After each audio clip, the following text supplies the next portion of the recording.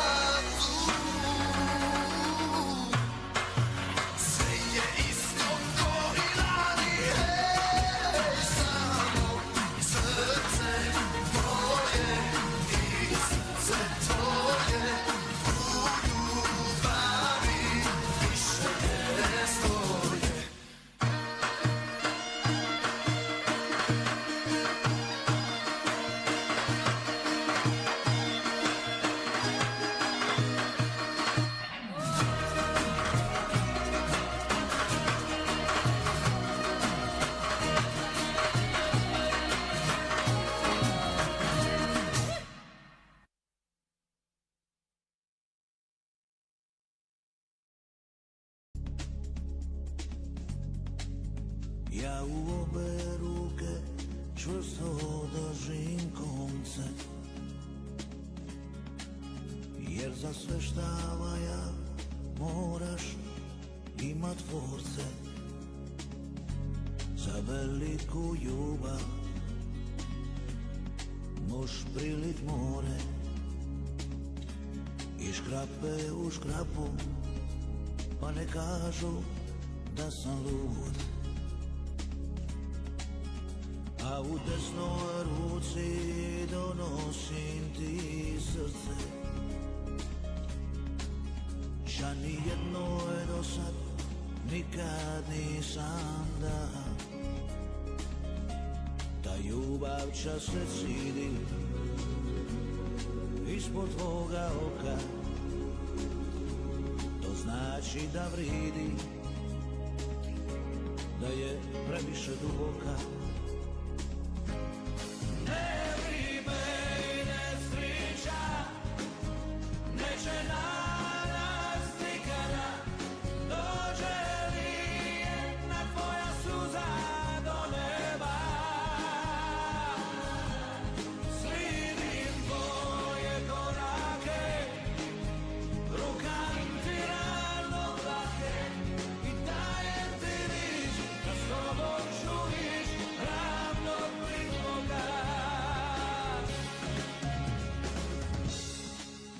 Kad se milijun zvizda prospeka iz bajke, lini mi se zasme nasrid kale puste, stat ćemo goli ka rođeni od majke. Ti mi ne dozvoli da ti pobigne kroz prste. Ne vrijeme i ne striža, neće na nas nikada, dođe li jedna tvoja suza do neba. Slijedim tvoje korake, rukam ti rano plake i dajem ti rič, da s tobom ću ić.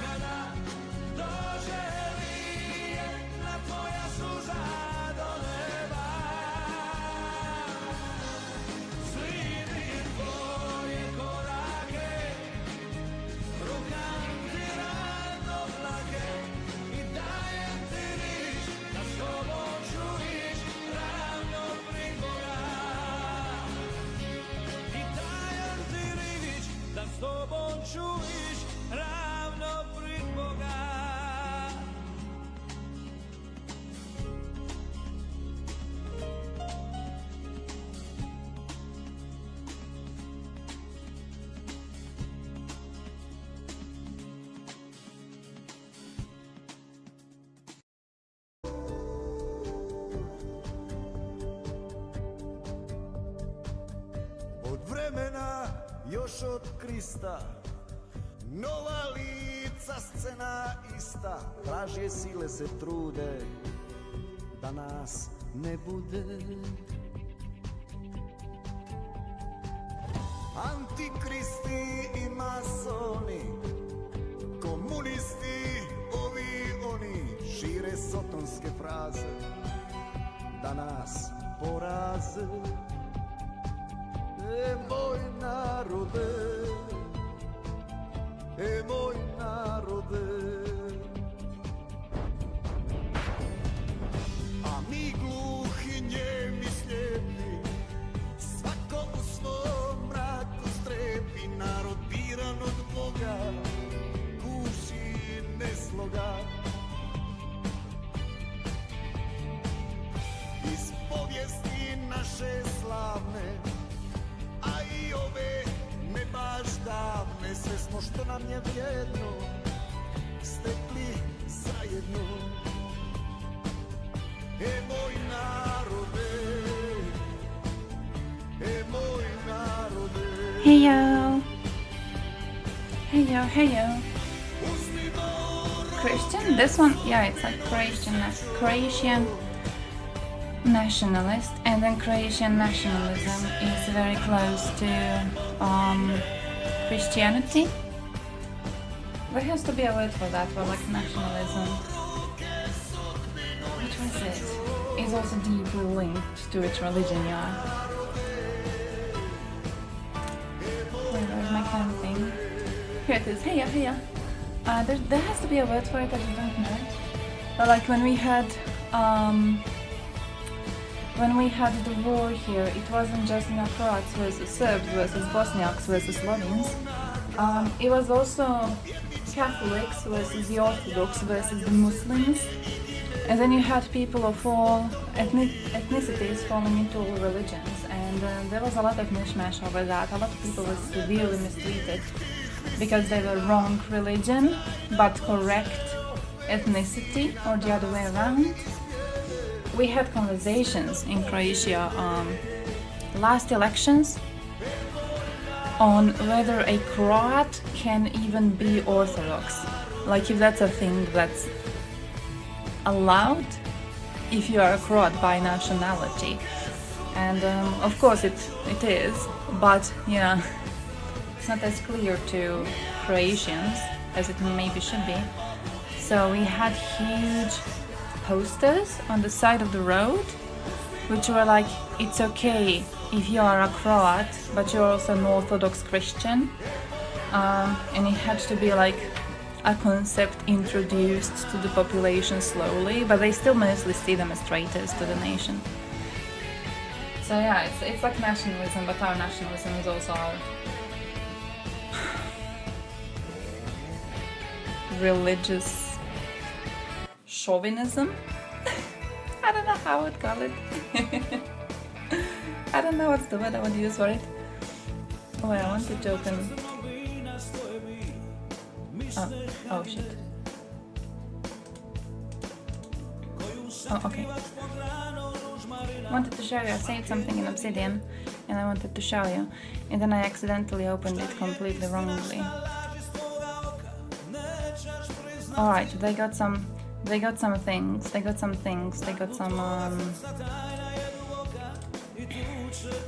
new updates on the app, but that's not really what I'm worried about. I want to make it so I can like take the window and show you what I have saved in it. I just need to put it like into Patreon, but I forgot. Can I do that now? I'm gonna do that now. It's the same text editing thing, right? Orthodox Croat and a Serb. Is it literally just self-identification? I mean,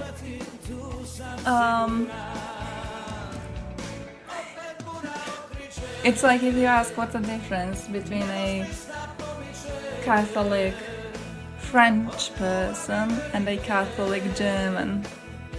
Know what I mean? Like, you know, your family in last few generations belonged to a certain ethnicity, and you are likely the same ethnicity.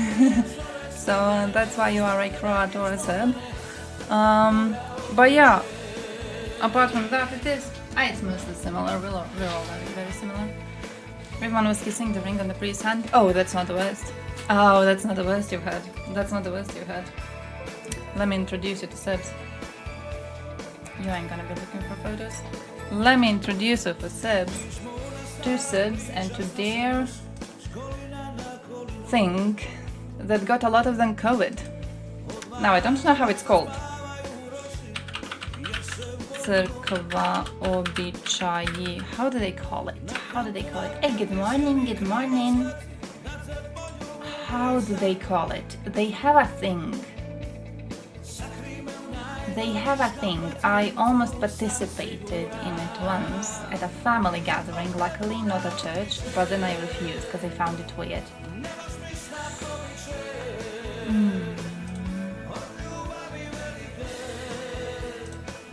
No, it's not sahrana, it's not sahrana, it's not sahrana.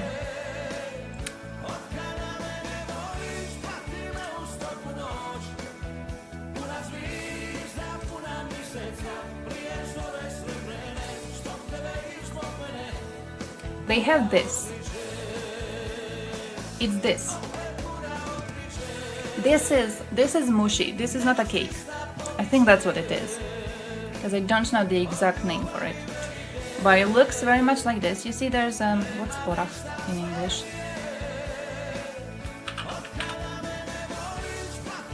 Walnut. There's like walnuts around. You see, there's walnuts around, and then this is mushi. This is like different. They can put like different berries. They can put it's most like yogurt or something too, but it's like sweet. It's supposed to be really, really sweet.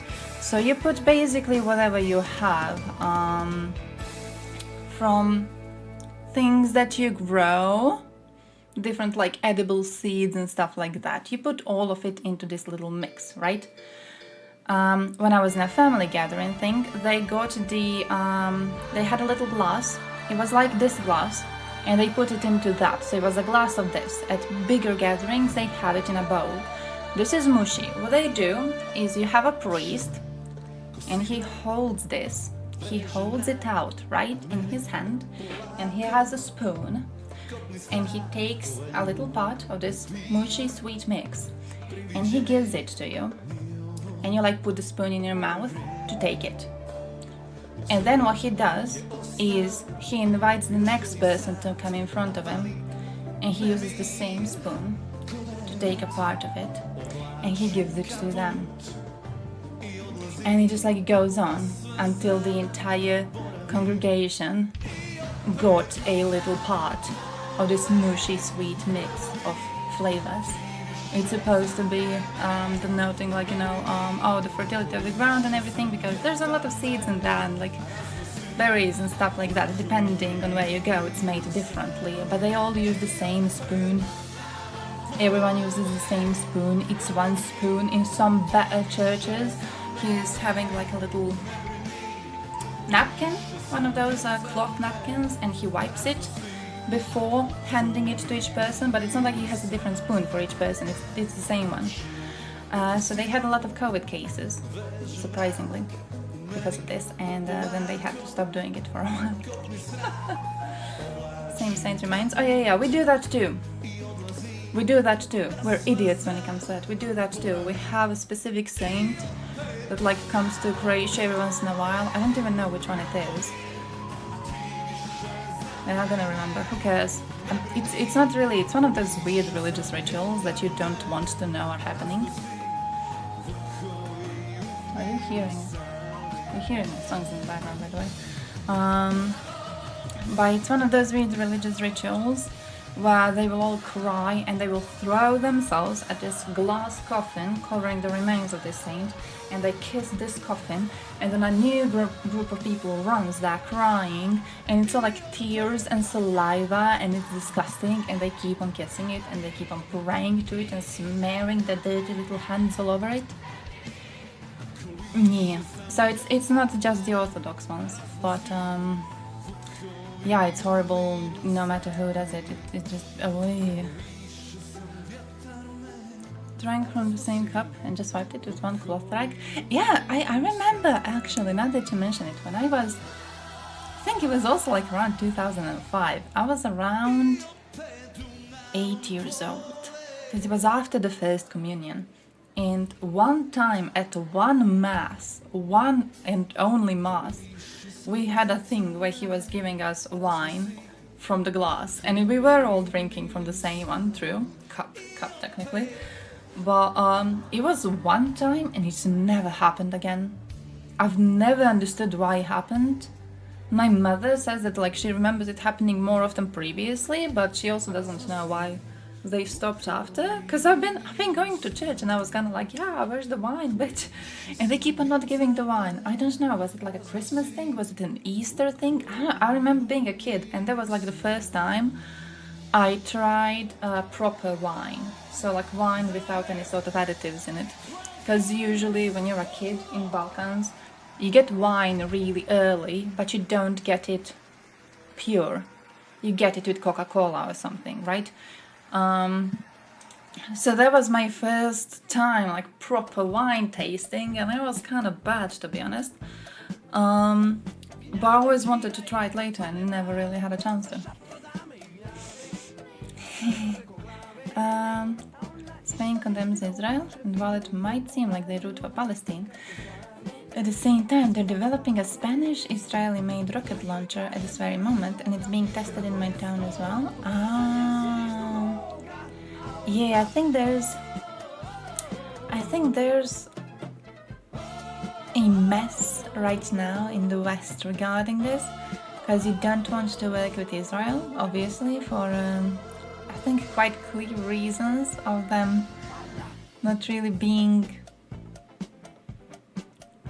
reliable actors when it comes to their part of the world. But at the same time, they are a very strong ally, and we have given a lot of funds into their defense. So, you know, they do have a lot of things that we could be benefiting from when it comes to allyship.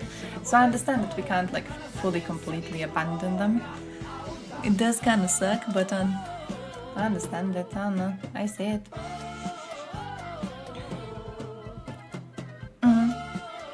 Just ew. Still do that even after COVID? Ew. Ew, ew. I'm pretty sure, I don't know how your churches were about this. I'm pretty sure my church was worse about these types of things during COVID than it was before or after COVID, right? Because right now, for example, the church just looks like a normal church. But when COVID was going on and there were restrictions on how close people were allowed to sit, next to each other in religious places, no one was respecting it. It felt like people were genuinely attempting to break the rules just because they didn't respect COVID. Hey, yo, Qua, good morning! It's such a weird, like, little thing, isn't it? But people truly support... People sit more apart now than they used to sit during COVID, just because there were salty little bitches during COVID and they intentionally wanted to sit closer together to show that they don't fear the pandemics or whatever. I don't really know what the reason was. I'm not entirely sure what the reason was. But talking about that, I was looking into Croatian anti-vax people this weekend. I've been looking into Croatian anti-vax people because I met someone who's anti-globalist. I know, condolences. I met someone who is anti-globalist. So they recommended me to look into 3 different Croats who are also anti-globalists to like learn from them. And I was like, all right, let's go. And it turns out the 3 Croats are idiots. But all 3 of them were anti-COVID itself, thinking it's a hoax, basically. Interestingly, all 3 of them fell for the lie.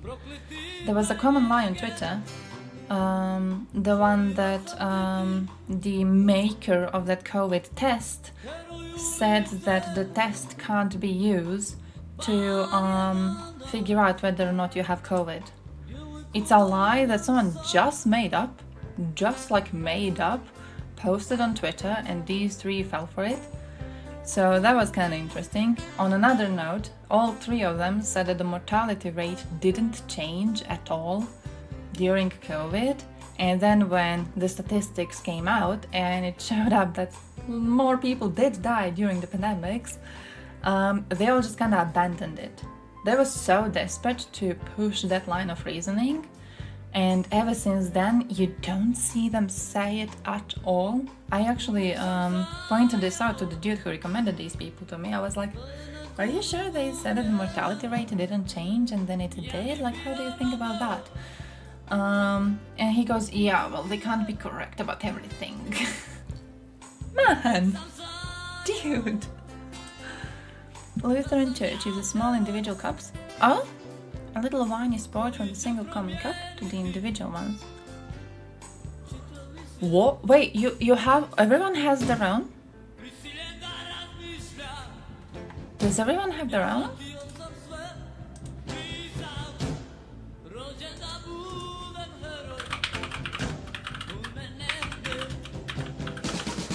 Oops.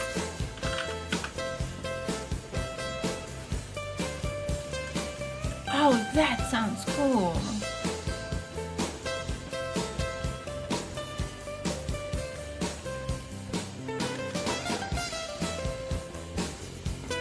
Oh, and this one is sad about it. Stand. That is cool. Israel's been great. They stopped using the big bombs and only do precision strikes now. USA says the ratio from dead civilians dead terrorists almost halved. Oh, nice. Oh, nice. Okay, that's interesting. That's interesting. Just populism to please the Israel haters. I do think that Israeli right-wingers aren't really helping the situation by having some horrible arguments to present in their case. But yeah. If there's way less civilian casualties now than there were before, that's an amazing piece of news. Trying to show how they were so strong and brave not to be scared of a disease like COVID, that's too, like, Jesus is gonna save me. Jesus is gonna keep me safe. Jesus is gonna keep me healthy. Star Wars franchise? Oh? Feel so sorry for them, they got their franchise slaughtered. Now they're trying to bury it inside a black hole. Oh, I haven't looked into that. Haven't looked into that.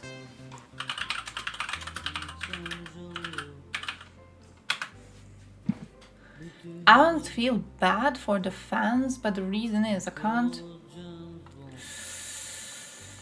How to say this?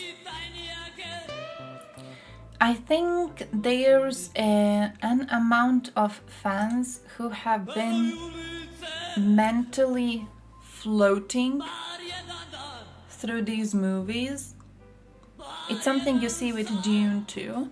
I think they've been floating. You know when you like listen to the news, but what you instead do is like you're cooking in the kitchen or something and the news are on in the back. So you're less listening and taking in what's actually being said, and you're more invested in something else and not really paying attention to the actual news, right? I think a lot of Star Wars fans are like that, because I remember last year when they had discussions over whether there was any political messaging in Star Wars, and there were people claiming there's no politics there.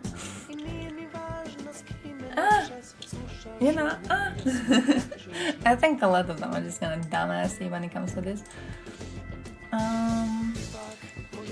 But do we know who's directing it? I would love to see who's directing it.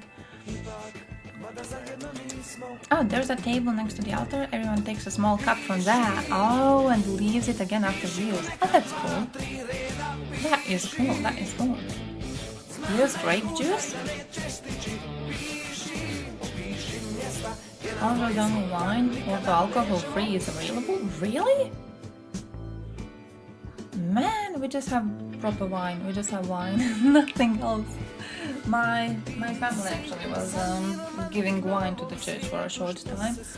Like we would be making wine for our own consumption, and then we would just sell it to the church because why not? So you know.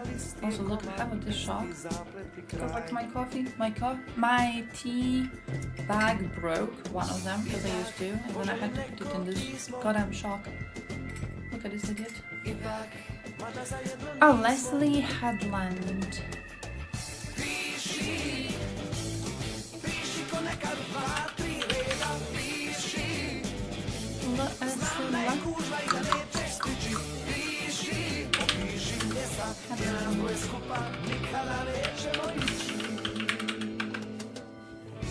Uh-oh.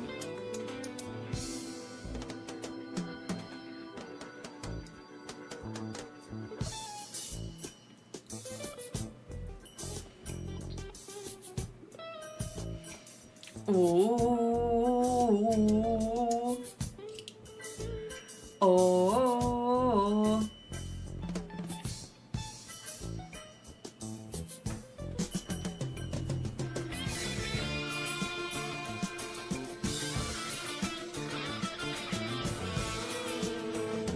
I don't know, that'll be interesting. Unraveling how an esteemed organization like the Jedi Order could be in its golden age and also on the cusp of the chaos that unfolds in the Skywalker saga. If Star Wars is about the underdog versus the institution, Acolyte, the Jedi are the institution. I was interested in a storyline where the Jedi were at the height of their power. And I don't mean the Phantom Menace, because at that point there's a Sith Lord in the Senate that they're not picking up on. She wanted to explore further back when seeing a Sith seemed as likely as encountering a Velociraptor. It's a thing I've heard of, but it's not a thing that you would ever consider being threatened with. Wow.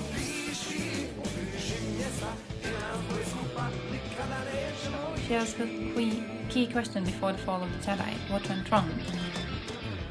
And if the bad guys are actually the underdog, it just seemed like a cool reversal. Ah, okay. I mean, it sounds like an interesting idea, to be honest. That kind of sounds interesting.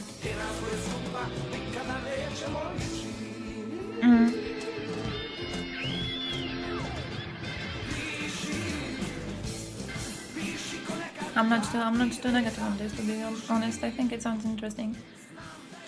Whoa! That is so cool. Oh no, we don't have this, but I'm kind of disappointed we don't have it. That is so cool. Can't wait to get this like in Serbia with a bunch of little spoons, so they don't have to all use the same one. Oh, that is cool. The communion plates are stainless steel material. I like it. I like it. I think it's cute. Providing ample capacity to serve a medium-sized gathering. That could be used. Though this would be very, very cool for drinking. This would be very cool for drinking, my dudes.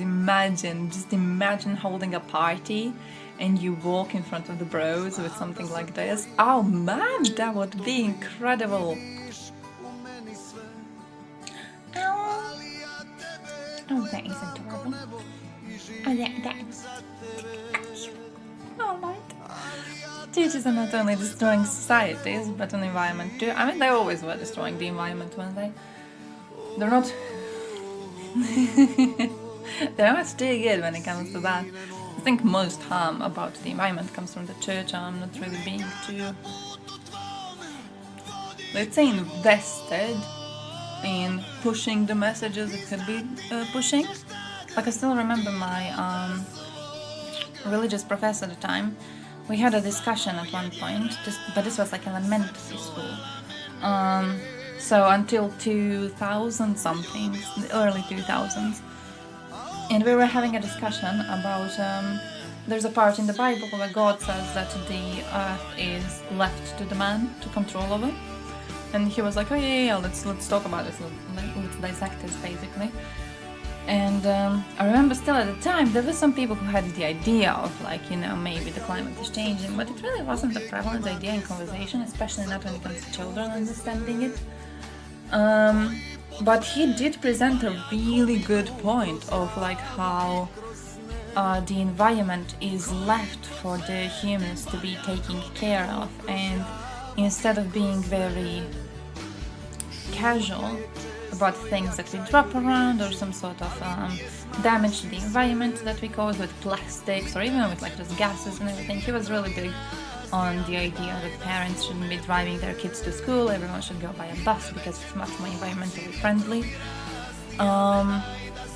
So the way that he presented it, I thought it was a really, really strong argument if you want to make religious people care more about global warming. And it's, you know, I think it's kind of a shame if it's not being used more. But instead we got the Pope, you know, supporting genocide and shit like that. There's a lot of missed potential in the church, and that makes me understand.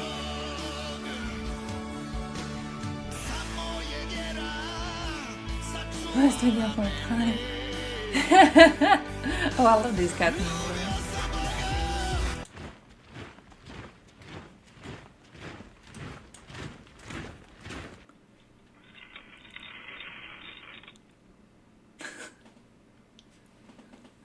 Memories.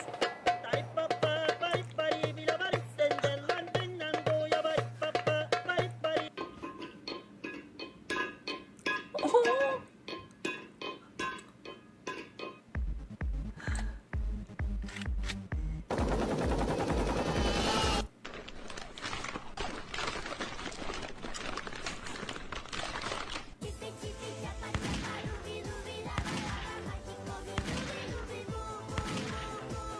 One of them niggas when I kill them counter reverie.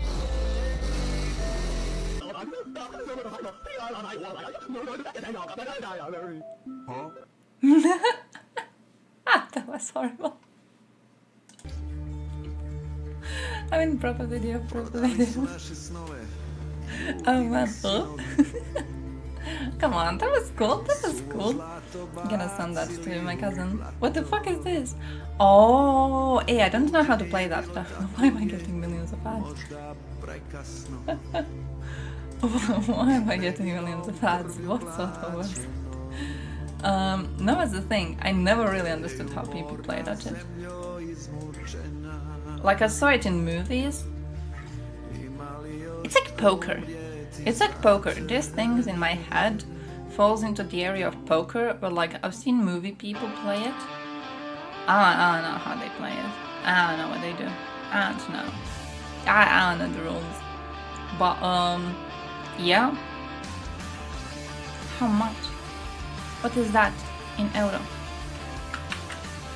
I actually could. Imagine getting this at church though. Imagine getting that at church. Oh, that would be incredible. It's pure dumb luck. 15 hours? Oh, that's not very much. Whoa. I'm planning to do I'm actually saving this. I'm planning to do a cocktail party. Because there's a thing on Amazon, I have pre-ordered a Mass Effect cocktail cooking book.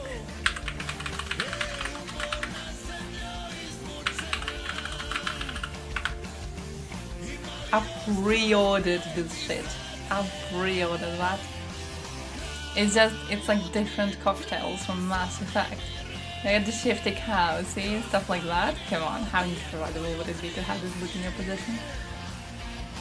Edie's curry snacks. So I really wanna do like a whole drinking party with these things, just like a whole Mass Effect themed one.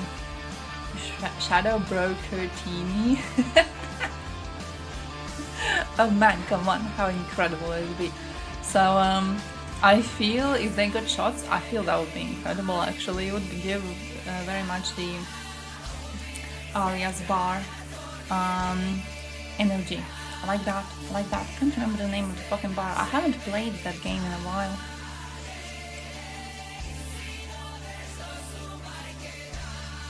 Poison cocktail, the racist bartender gave shit.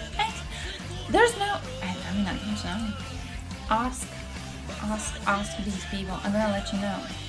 If it does, even better. I'm gonna make that one for myself. You got a free book? Man, I made a mistake recently. There's been this like book. Is it a library? It's a library, that's the word. It's a library, right? I guess. Book publisher, that's the word. Okay. Then basically there's this book publishing thing that we've been running away from as a family for quite a while, because one time we made a mistake of buying a book, and they keep on calling and they keep on trying to sell you books.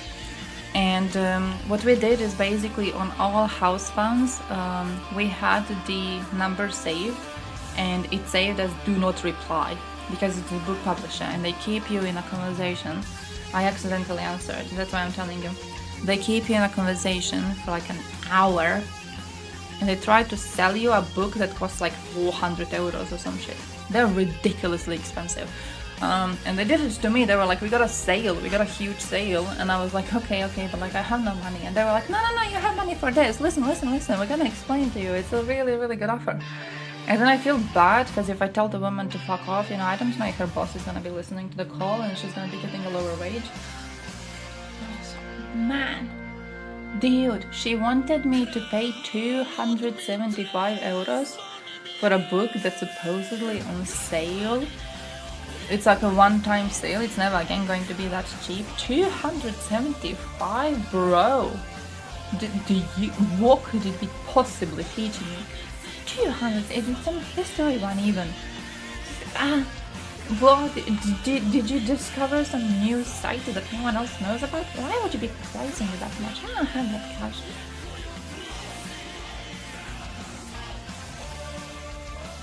Every shot was different beverage, so we just rolled in turns.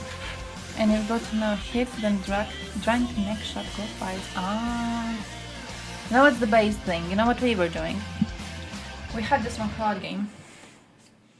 I'm gonna teach you the card game. Alright?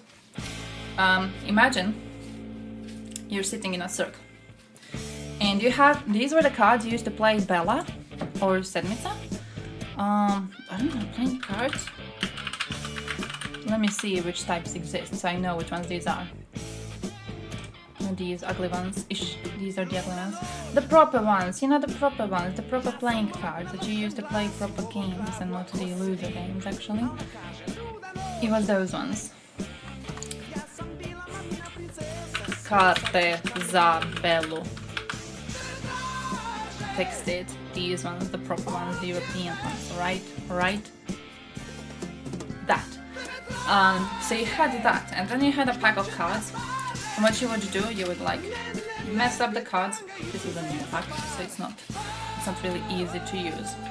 But you take the cards, you put them in the middle, and then you decide which way the circle goes. And each one of these cards has a meaning, and the meaning is basically connected to how much you drink. And that's most of it. This one for a while, this one specifically, Cats, it's this one and this one, used to be connected to, how was it? Categories.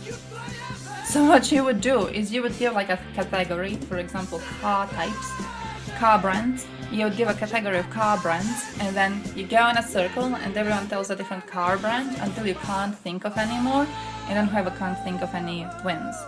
You had, these were the cats, these ones. You had these, the kings. What the fuck was a king? The king drinks alone, that's what it was. The king drinks alone. If you get this one, you get a down your drink. You get this one of these is that the person left of your drinks. The other one is that the person right of your drinks. I don't know which one is which, but you get the point, right? You get the point. The fuck were the other ones? There was one that you choose. I think this was the one that you choose who drinks. This was the one where you skip over, so no one drinks, but we were kind of sad about it and it was kind of boring, so we made it so you drink anyways. Like, it was an incredible thing, man. It was such a fun little experience. We would get that shit drunk, but you would always have like, let's say, a huge glass of wine, and then you would be drinking it little by little, because you knew this was the game that's gonna go on for hours. You know, we finish the deck, we take another. So we would just keep going on and on and on. It was cool. It was really, really cool. One of them I remember was like Truth or Dare or something. No, it's actually, these are fucking tarot cards. I got fucking tarot cards. Because there's an enemy I have. I probably mentioned you my enemy in the village, in the place where I work at.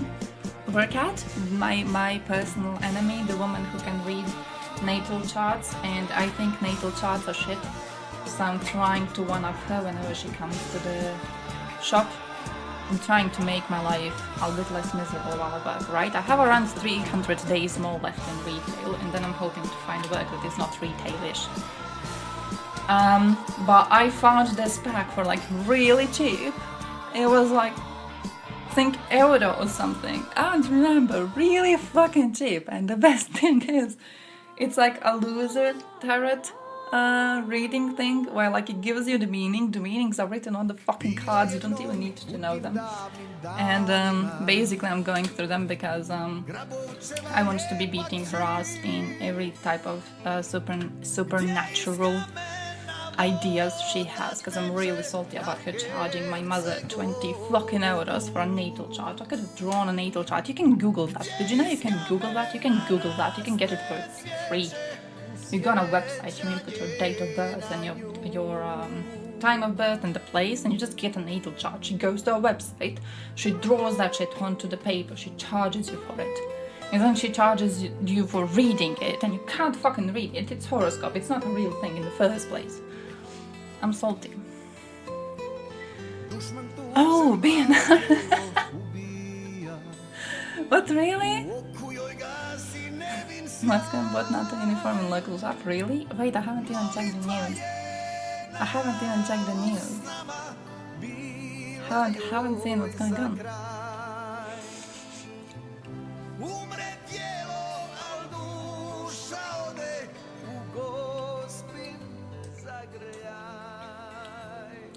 I don't think fuck Westoids overall. Also, I don't really know what I think about Westoids overall. I understand why they're useless. Air defense is active in Belgorod. Locals report explosions over the past hour, so 9 minutes ago. Can't check stream while working much. Oh shit, I'm so sad you have to work though. I hope you're alright. I hope you're fine. I hope your work doesn't annoy you as much as mine work annoys me. Stay strong, my man. Stay strong. Oh, man was exposed who from the first days of the full-scale invasion of the Russian Federation helped the enemy break through the defenses of Kharkiv. Why waste resources on Belgorod shit? I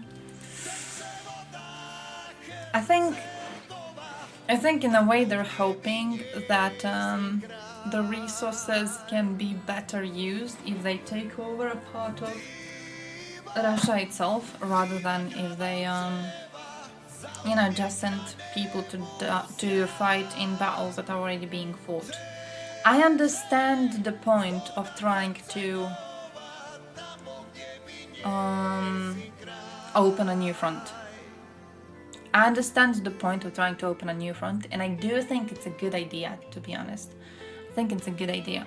I think you want to keep Russians on their toes, and also I think you want the civilians to be scared. I don't know if you've seen the videos, but there's like videos of their civilians hiding outside from the rockets, but not actually hiding. They're like out in the open. They're hiding behind a fence or some shit. So they're kind of pissed off that this is going on, and I think it's a good thing. I think they should be feeling scared. So Russians hate Ukraine even more, mobilize even more. Yeah, see, my thing is, I already think that they are hateful bastards.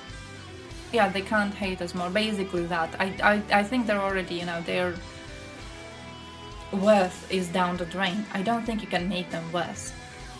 I don't think you can make Russians worse. I do think what you can do is create more chaos in their midst, and that's what's going on. I don't really think that we're making them worse. I genuinely don't think you can make worse of a nation that, has people volunteering to go participate in a genocidal war of choice. I don't think you can make them hate Ukraine more. I think they already have to be really hateful in order to allow that.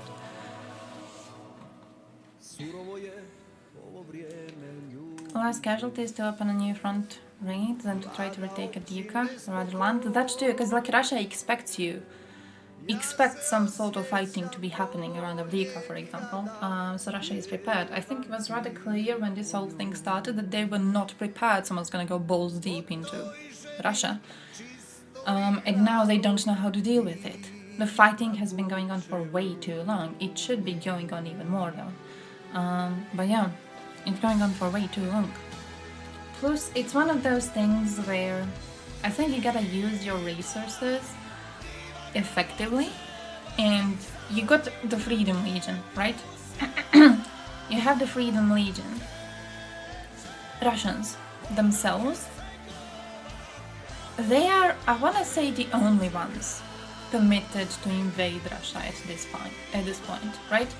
If Ukrainians go and go balls deep into Russia, man, you know that's gonna start some conversations among the pussy allies we got that are not going to be good conversations, alright?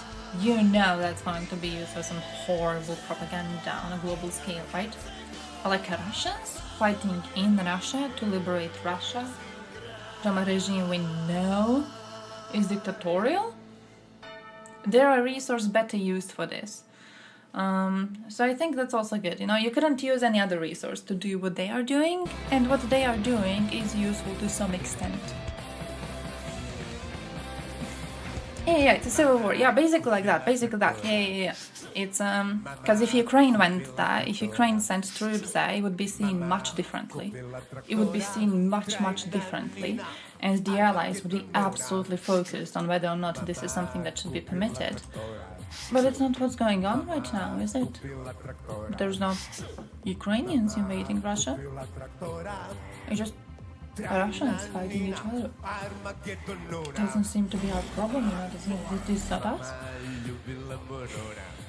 RDK is probably more interested in fighting in Russia than inside Ukraine. Could be that too. Could be that too. I do think that there's a possibility they are. You know how Team Navalny is like opposition to Putin but not opposition to war? Yeah.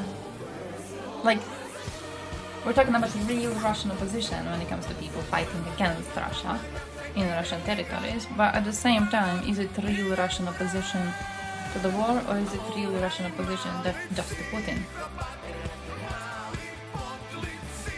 No, it's a civil war. It's a civil war. Russians are attacking Russia. We should do nothing. The Russians are attacking Russia, and we should just be, allowing them to exercise their democratic opinions as they want. It is a democracy, isn't it? Oh, talking about that, I have to show you something. Oh, man, you have to see this. I think I saved it. I wanted to save it because I found it to be so funny. Oh, I saved so much shit. This one, no, it was Večerní. I think it was Večerní List who published it. Basically, the statistics are out. The statistics are out on Russian voting inside Serbia. They didn't vote for Putin. They did not vote for Putin. Serbs are fucking pissed off. It's the funniest thing you could imagine. Serbs are disappointed. They think they got Russian traitors to the motherland. Wait, let me do a translation here so I don't have to translate. Putin beaten to the bone in Belgrade. Results of the elections in Serbia have been published. Here's who won. Basically, he lost in almost every single country outside of Russia itself. He only won in Vietnam for some reason. Record. Oh yeah, on Monday he announced record victory after 70% of votes were counted. Blah blah blah blah. Now in Belgrade, there's 4,726 Russian citizens who went to the polls. Only 512 voted for Putin. The Vankov got 3,185 votes, and then a crap load of votes just went to no one. Just went to no one. They just like made the ballots invalid, and that's that. They went to nowhere. Serb Russians being less pro-Putin than Serbs, they are. They are. Because Serbs were so disappointed. I don't know if you remember, there was a huge drama about this. LGBT parade, Belgrade. Now, Belgrade is one of these countries where they don't want to be holding pride parades, right? They don't want to be holding pride parades. Belgrade, Serbia itself. But when they got a bunch of Russians, they hope that these Russians are going to be the same trash that are Russians in Russia itself, right? They hope that they're going to get the same type of shit. No, the Russians that came to Serbia, the Russians who actually kind of liked the idea of living in a free society, they held a pride parade. They held a fucking pride parade of their own. They joined the Belgrade one, which was supposed to be banned, but then with the support from the Russians, it grew. And then they were just like joining it, and they were so happy to be able to participate in this. And Serbs were pissed the fuck off. It was beautiful to watch how they kept on being like, no, we were supposed to get Orthodox brothers, we were supposed to go to Kosovo together, and instead of going to Kosovo, they wanna be gay. So going to Kosovo, they wanna be homosexuals. Man, I thought it was the funniest ever thing. It was so good. I was so disappointed when they had to paint over. I don't know if you remember the image of that huge Wagner mural in Serbia. Basically, Serbs prepared it because they were preparing a welcome present for Russians. They were like, Russian brothers are going to come and they're going to see Wagner mural here on the wall, and they're going to be like, yes, Serbia loves us. What actually happens is Russians come to Serbia, see a Wagner mural on the wall, and they're like, why is that a war crime? Simple, just paint it here. Why did you paint a war criminal shit? Why is that allowed here in Serbia? So the Belgrade authorities immediately were like, oh shit, we didn't see it. We missed it. We missed this huge mural in a very busy place where a lot of people go. We missed it. I'm so sorry. We're gonna paint it over immediately. And they did. They did. They painted over it immediately. It was the funniest thing genuinely ever to experience. They hoped they're going to get Russian trash. And they got less of it. Let's say it like that. Less of it. In Estonia? Oh shit, I don't even know. They were at 75% for Putin. Ridiculous. Holy crap. 75% support for me in Estonia. Let's go liberate the There was only around 2,000 people who voted for him. Too much. Too much. Kick out. Too much, kick out. Now it's heating up. Next Donbass. Oh. No really bother.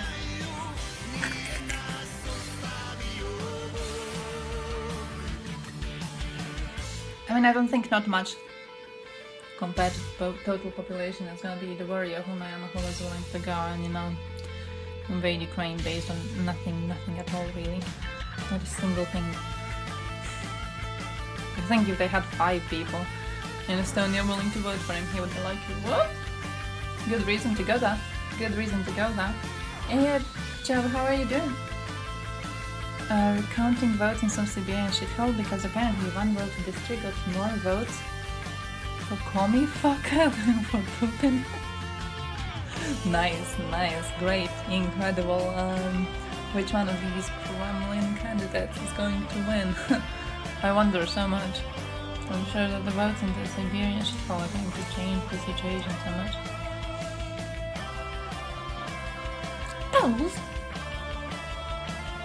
Why don't you deport them? I don't know. I don't know.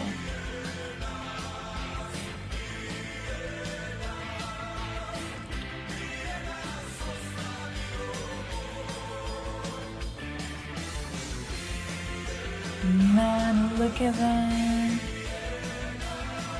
No sessions will then support Putin in terms of vote. I do think it's another important claim, yeah, definitely.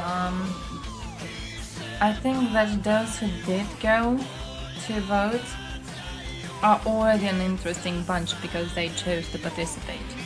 It's already like, they were taking part in it. Yeah, you gotta get rid of dual citizenship. We gotta do the same thing. We do allow it. And it's just creating issues. There's nothing good about dual citizenship voting. Hey, you political person guy, holy shit, welcome, how are you doing? We're listening to some Croat in the background, sorry. Hey yo, how are you doing? Krinje? Hey yo, my dude, what are you up to? Celebrating more genocides? There's a district calls recount after Putin more. Oh, liberals? The fuck is that? Mama, I feel like I've noticed this thing in you people. And I actually read about this a little bit. About people just like using liberal for like no goddamn fucking reason. You people just use it for everything, don't you? And on one hand I see it because like I also use it for Russian supposed opposition. And people go like, oh yeah, Russian libs in Europe. And I'm like, yeah, Russian libs. What a cocksucking group, right? But still.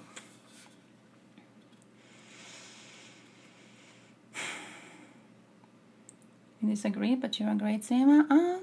Thank you. I guess.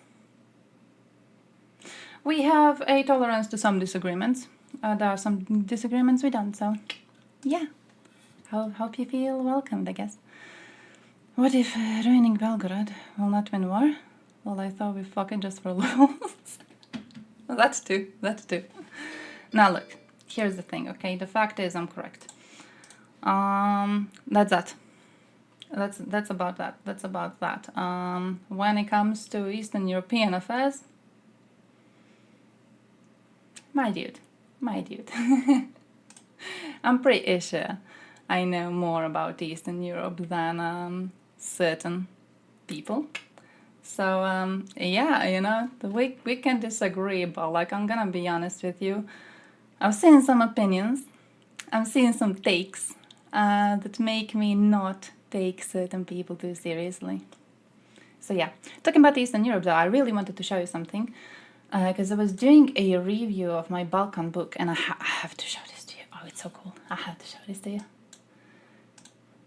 So I've started with the introduction part of the book and then I'm trying to go through like the rest of it. There's a lot to analyze basically. But let me show this to you.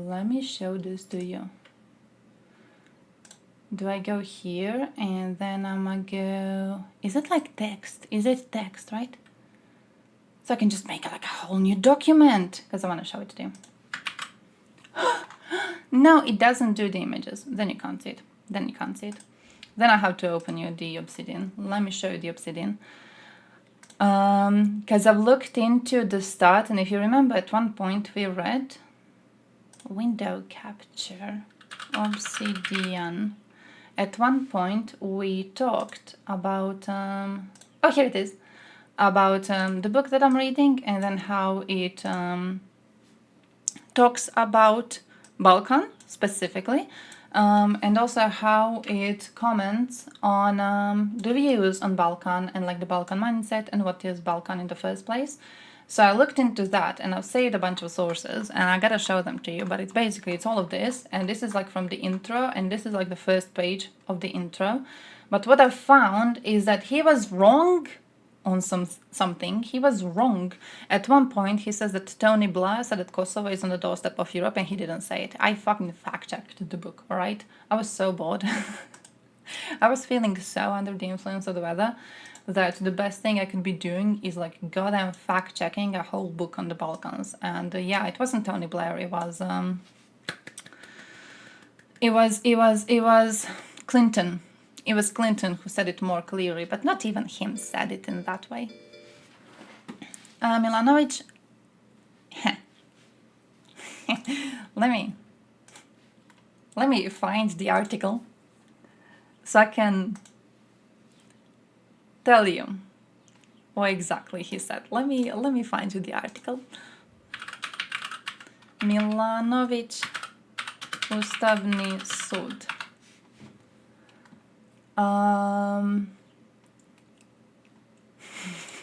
There's a lot. There's a lot. I needed to see this in English. He called them gangsters, swindlers, stable flies, and idiots. Because the Constitutional Court of Croatia did say that he is not allowed to run for the prime minister, which is a position I stand behind. I do think that his attempt to run was unconstitutional, definitely, as the president. So we changed the constitution in 1990s. Before we changed the constitution, the president was allowed to be the leader of the party, right? After we changed the constitution, this is no longer a thing allowed. We got a parliamentary system right now, which means the president is like outside. He's on the outside. He's supposed to be a figure, but he can't be a member of the party in the first place. He wants to be the prime minister as a leader of SDP. He can't be the leader of SDP. He's not allowed to do that. He's supposed to be a neutral party. And then he got really angry, and he made really, really angry comments on them, just like attacking them and calling them drunken villains and stuff like that, and claiming that he is not going to be listening to anything that they say. Now, this is not really, of course, something that they're gonna take easily, but yeah. Such peasants are illiterate because the decision is illiterate, he goes. A literate person, at least one who has finished driving school, has a problem with what is written there. Foreigners are being threatened with destruction. I'm being threatened, although I don't know what. I was elected by the will of the voters. If this all sounds like a bunch of shit he's saying, it's because that's what he is. He is a shit talker mostly. Did you see admin? Oh, Eden Ross getting Andrew Tate arrested. I saw it. Saw the clips. Saw one clip of Ross's stream, and then I saw people like making connections between these. So yeah, I did see that. As long as you don't confuse for a sub. Man, goddamn. Goddamn Thompson, that time we were fighting about fucking androids. Goddamn Thompson, he goes, oh yeah. How was it? Oh yeah, I know you wouldn't fuck an android because you're a Serb. And then he goes on into this whole idea of me like liking, what was it, big burly man or something? I don't even remember, but man. That was uncalled for. I never did anything bad to that man, and he goes and he treats me like that. But to be fair, I'm not sure if he was trying to joke or if he genuinely thinks I'm a Serb, because there was this time where he had a chatter at one point who was calling me a Serb, but like as an insult. And I don't know if you guys remember the chatter. He was here. He was our chatter. For a while, and then we kicked him out because he was really, really hateful. He was really, really hateful over people asking questions. Like we're not really too, outside the friendly in some situations, but I do like to practice a certain amount of self-restraint. We are children of a Serb and an Italian. No, we are not. No, we're not. How dare you? No, we're not. Did anything interesting happen in the Balkans? Didn't hear anything in the past months. Well, we got Serbia. I actually saved a video on Serbia that I wanted to watch, so we could go through that. We got Serbia bitching about Kosovo again. So mostly that. We also have Serbs bitching about the fact that they didn't get Russian trash. They got normal Russians who refused to vote for Putin in these elections.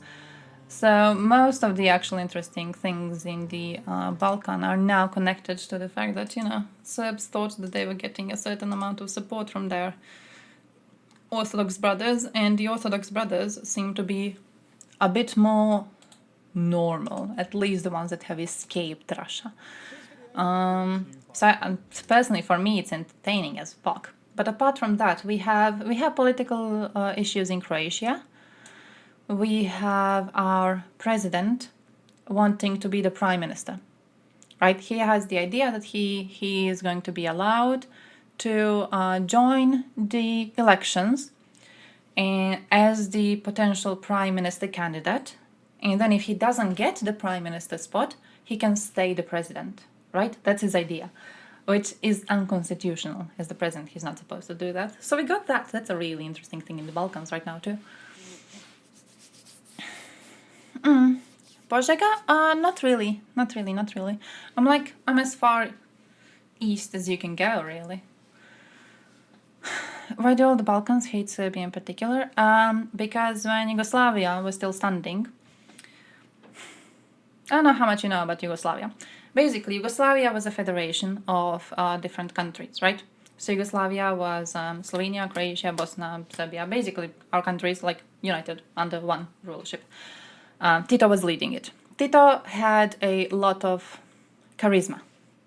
Because Tito had a lot of charisma, people adored Tito, and, they kind of wanted to stay under him. And also, Tito was the man who led Partizani. Partizani were people from our area of the world who fought against the Nazi collaborationists. Because Germans were occupying a lot of our countries at the time, right? So we had a lot of Nazi collaborationists, and then we fought them under Tito. So Tito was loved, Tito was adored. So Tito is the leader of Yugoslavia, and Yugoslavia is going rather well. Tito dies. After Tito dies, he needs to be replaced by someone else, and we can't really find anyone else that we like for the leadership as much as we loved Tito. So a conversation starts about the possibility of our countries separating. And this starts a time of great ethno-nationalist struggles in the areas of Yugoslavia.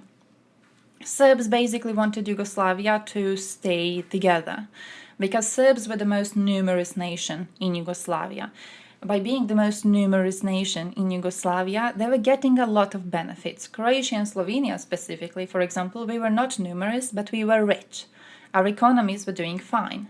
So what we would do is we would gather a lot of cash money, and then most of it was being sent to Belgrade, where previously Tito was, but then Tito died.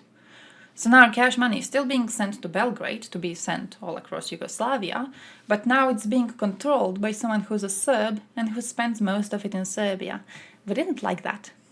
We didn't like that shit. So then, we want to separate, we demand to be given a right to our own freedom. Serbia responds to this by taking away more of our freedoms. So then we just kind of start the breakup part of the fallout of Yugoslavia. And this is where you have Serbia being desperate about the fact that it's losing influence, it's losing power, it's losing money-making states, and it goes and tries to invade us in order to keep us under the Serbian rule. So the reason that most countries of Balkans hate Serbia is the fact that we were victims of Serb invasions when Serbia was desperately trying to keep Yugoslavia going, despite the fact no one else really wanted to keep it going. Now, the levels of hatred are different depending on which state we're talking about. For example, Slovenes had a rather short war with Serbia. Slovenia was the first country to actually get out. Slovenia was the one to start all of this. So Slovenia had a rather short war, and geographically they are separated from Serbia because of Croatia. So Slovenia doesn't really stay still in this whole thing. Croatia, for example, was a lot more damaged. My part of Croatia specifically suffered a lot under Serb occupation, right? But Bosnia was butchered. Bosnia was absolutely butchered. And then Kosovo, which Kosovo also... Interesting thing about Kosovo. I don't know how much you people are interested in all of this. I'm reading a lot about it. Kosovo had independence during Tito's Yugoslavia. Because, I don't know if you've ever seen a map of Yugoslavia. But like map of Yugoslavia, I'm going to show it to you. Serbia wasn't Serbia in Yugoslavia.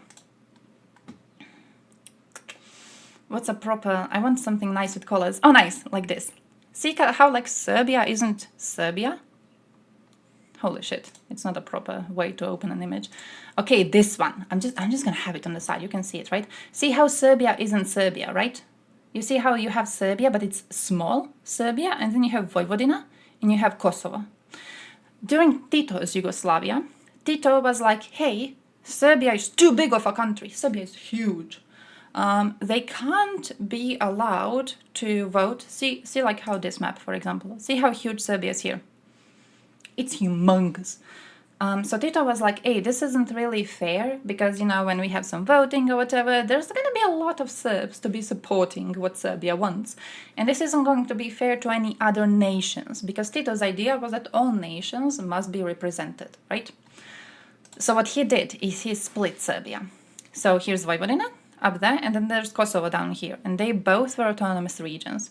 So it was like Serbia, it was Vojvodina, it was Kosovo. It was parts of Serbia that had their own autonomy, because Tito didn't want Serbia to be having so much power, and by taking away these regions that already did have the will, like they still treat themselves as different regions from Serbia, Kosovo especially, you know about Kosovo, but like Vojvodina, I feel a lot of outsiders don't know about Vojvodina.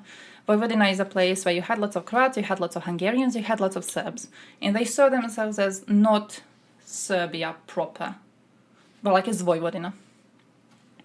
And basically what happens at the time is Serbs, when Tito dies and they are trying to take over, they also take over Vojvodina and they take over Kosovo. Vojvodina was a bit more... I don't know if I want to say allowing for this to happen, but Vojvodina didn't fight that much. Vojvodina didn't fight that much. There was lots of ethnic cleansing of non-Serb people in Vojvodina, specifically Croats and Hungarians happening. But Vojvodina at the time, you know, it was like, it was a war, but it wasn't a war, so lots of people were kicked out and lots of Serbs were introduced. But still, it wasn't like official war. So they weren't fighting about it. It was just like, you know, the population changing, and most of it was treated rather casually. Kosovo, though, Kosovo was pissed off at the time. Kosovo did not want to lose the autonomy status. So this is why Serbia at first, they fought with Slovenia, because Slovenia was the first one that wanted to separate from Yugoslavia. Then they invaded Croatia, because Croatia was the next one. Then they went on to Bosnia, and then they went over to Kosovo, because at this point Kosovo was like, bro, everyone else earned their independence, everyone else has their independence, why don't we have it? Like, everyone else has it, they all were regions in Yugoslavia, we were an autonomous region in Yugoslavia too, why can they do it and we can't do it? So Kosovo also demands freedom, and then Serbs go, and then they start killing a lot of them. So that's basically that, really. The reason why most people in these areas are quite hateful of Serbia is because Serbia is a country that invaded us, really. That's what's happening. Serbia is the country that invaded us. It wasn't anyone else. It's not like, you know, we suffered at the hands of Bosniaks as much, even though we did have a war with Bosnia. But it was Serbia that was the main country here, trying to take all of our freedoms away, so they would keep us as a part of this country that ultimately would benefit them only. It really wasn't to any of our benefits, it was to the benefit of Serbia. Yeah, so really cool thing, really cool thing, genuinely. And the NATO bombed Serbs to make them stop. A bit late. They could have done that a bit earlier. But yeah, NATO bombed Belgrade to make Serbs stop from killing Kosovars. Which also, I've saved that too. I have to show you my Obsidian things. Let me show you. I was looking into this a lot. We do need Thompson. You're correct. Power dynamic Russia, Latvia, or yeah, basically in very much same situation. Yeah. Even though I read an incredible book, I need to start an Obsidian review of that too. Incredible book on how different the falling apart of Yugoslavia was compared to the falling apart of Soviet Union. Incredible, genuinely incredible. Wait, let me play Thompson. First Thompson, and then we finish the conversation. All right. Let me just put it on, and then we'll see. We'll see where he goes next. All right. Then the disputes with Serbia and Bosnia started because Bosnians were nice to Serbs. No one was nice to anyone at the point. No one was nice to anyone at the point. The thing with Bosnians and Serbs though was, if you remember the Ottoman occupation of Balkan lands, the thing with the Ottoman occupation is that a lot of our countries saw the Bosnians as traitors to Slavs themselves, because Bosnians are Muslim. Bosnians took the Muslim faith from Ottomans who were occupying us, right? When you listen to Croats and Serbs speak about Ottoman occupation, they talk about how Ottomans would steal our children, which is very similar to some other nation, right? But Ottomans would steal our children, and then when stealing our children, they would teach them to fight, and then they would, once they were trained to fight, they would be sent back into our villages to come and kill their own families. They didn't know. So Bosnians were seen as a nation willing to play along with that, and the idea of leaving what Serbs saw as Serb land to the traitors was seen as something inexcusable, really. They still want control. It was because they wanted control, and they still want control because Bosnia. Don't know how much you know about Bosnia. Bosnia is split into two regions. Here it is. This is Bosnia, right? That's Bosnia. So you got the. Let me open this. Can I open this big? Nice, I can. Well, you got the Federation. You got the Republic. Republic is the Serb part of Bosnia. Federation is the Croatian part of Bosnia, and all of it is Bosnia, right? Like all of it is Bosnia. This is all where Bosnians live, but this is where there's a lot of Serbs, and they pretend to have a claim on this land, and this is where there's lots of Croats, and we pretend to have a claim on this land. No one has a claim on this land. It's Bosnian land, but we pretend to have it. So basically what Serbs wanted at the time was keeping Yugoslavia together by controlling the Bosnia itself. But then Croatians did Oluja. When we did Oluja, we kicked Serbs out from this part. They had Krajina here, which was basically a bunch of Serbs came in, killed non-Serb population, put more Serbs in it, and then blocked the roads, so our police and our military wouldn't be able to get into it. That's what it was. So yeah, at the time, basically Oluja happened. We kicked the Serbs out. By kicking the Serbs out, this is one of the things that people argue is what crushed the dream of Yugoslavia standing strong. When they noticed that they can't hold this piece of land in Croatia, they were like, fuck, there's not going to be Yugoslavia. We will never get Yugoslavia. This was a strong claim to land we had, and now we're kicked out. We're losing. So what they did instead was they switched to plan B, which was, alright, we're not gonna have Yugoslavia. We understand. You do not want Yugoslavia, alright. But we will control the land that is ours. And this is where they pretended to have a claim to this land of Bosnia.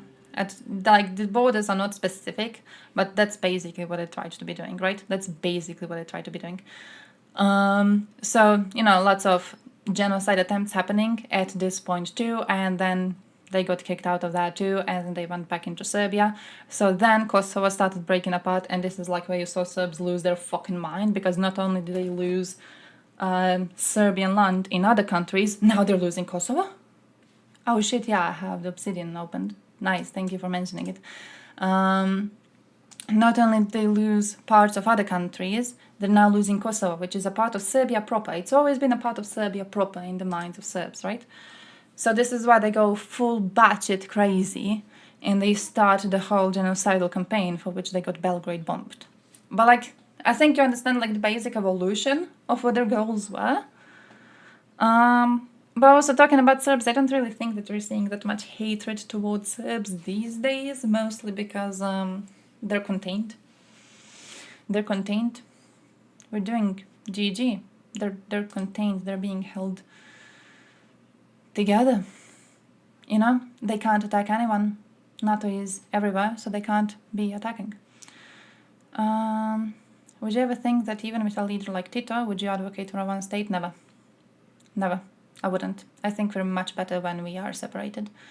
The time between the fallout of Yugoslavia and now was the most peace we had in the Balkans. Alright?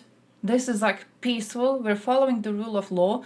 Tito, as much as he did keep us together, so we weren't warring with each other, Tito was a man who wanted to make communist socialist state, which meant that Tito was rather casual about killing political opponents. Tito was not really a person I would consider to be a great modern leader at his time, especially because this is the time after World War II. A lot of his crimes are forgiven because this was the time after World War II, right? So, for example, there was a whole war crime we did. I don't know if you heard about Bleiburg. In Bleiburg, what we did is we executed no one knows how many people that might have been Nazis, but also maybe weren't. No one got a free trial. No one got a free trial. We didn't try to collect evidence. We just executed them. We executed actual Nazis. I'm not trying to make, to pretend this was some sort of horrible, huge tragedy. A lot of these people were Nazis, and Nazis needed to be wiped out. But then there's questions like some civilians were killed, and we don't know if they cooperated with Nazis or if they just didn't fight against them. They were executed still. There were people who were executed as an entire family because we thought that some of them cooperated. There was not a trial. They were executed. This is not really something that in a modern world event you would find acceptable. But it is something that, in Yugoslavia immediately after World War II, it was seen as all right, it happened. And it happened under Tito. It happened. Yeah, more of a backlash is a good way to describe it, definitely. It was a war crime, but he never got blamed for it, really. And I'm not saying he deserves the blame for it, because again, a lot of these people were Nazis, and we can't be sure that all of them were not. Maybe all of them were Nazis. It's just that stuff like that was allowed to happen a lot under his rule, which is not really something that I would ever want to come back, but it's also not something that I think a country encompassing more nations at a time can survive without. Think of Russia right now. Think of Russian Federation, right? Think of the Russian Federation. What they have is a lot of ethnicities lives in the same state. How are they keeping these ethnicities from seeking out freedom? They're giving them horrible funding.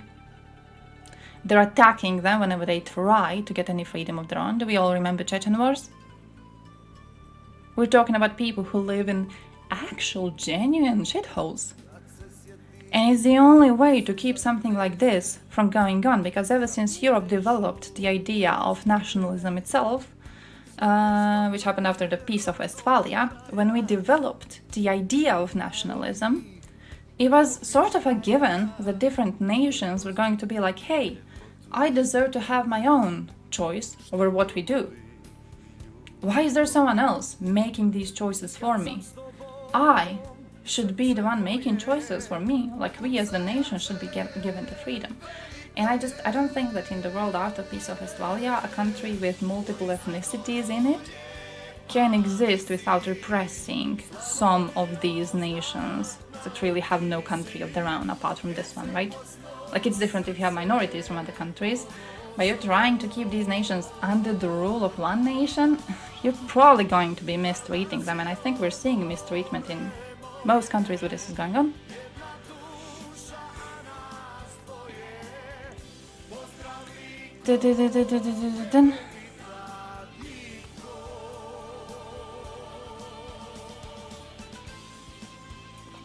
Tell us a story. He did a haircut on some general. The general recognized him and was like, "You're the bloke that did me a nice haircut. Get this man home." Oh, that's incredible. But yeah, he was among the first one, wasn't he? He was among the first ones. Man, that man had stories to tell, didn't he? You Balkans should consider saying Bosnia and Herzegovina on odd dates and Herzegovina and Bosnia on even ones. No one would be offended. Yeah. Probably. But look, I don't think anyone's really a fan of Herzegovina people. They're kind of discriminated against for quite good reasons. They're mostly like, let's say, interesting. Let's say, you know the stereotype of like really, really rich parts of a country that are especially, how to say this, there's a lot of Croats there and they love to eat shit. So we kind of intentionally discriminate. It's not like accidental discrimination. It's an intentional one. But, oh no, he was a Croat. He was a Croat. Wait, where were we on this? He was more hard, firm, heavy-handed. I would say unfair, maybe. I would say unfair. Like, end of the day, Nazis were a bit heavy-handed. The response was too, definitely. I think it's something that shouldn't have been tolerated, really. I don't really think it's something that, was alright to just let go.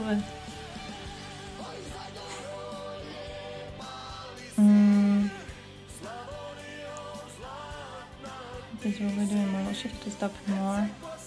Wait, the leftist tanky talk.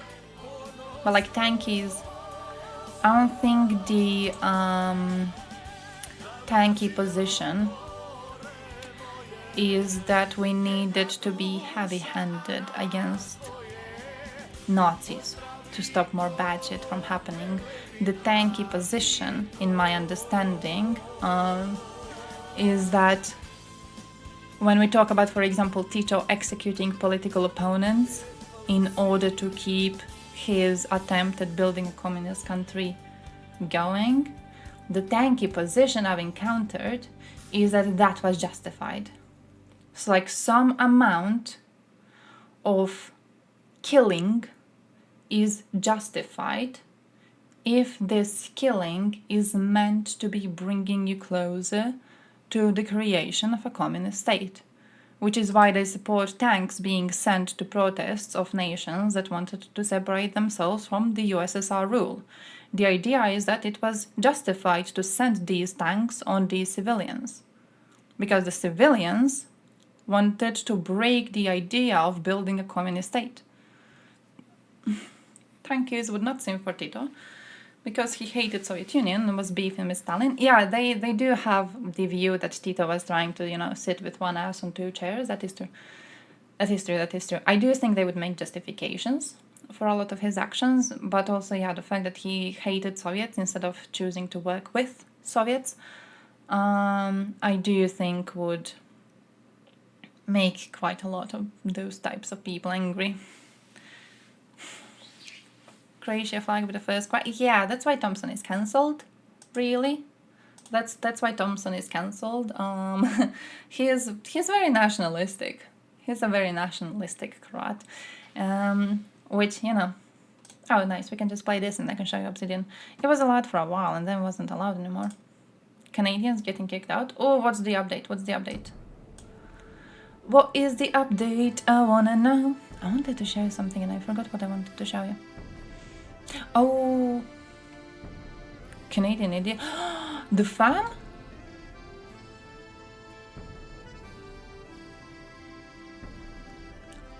The family?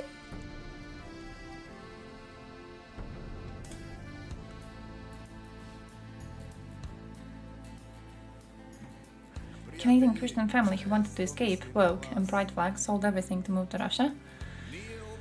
Faced problems when the Russian bank rejected money from Canada as they considered it suspicious. Couldn't speak Russian, struggled to fix things. Got access to money back, but now they're in trouble because their tourist visa only lets them stay for 90 days. Man, zero IQ people, isn't it?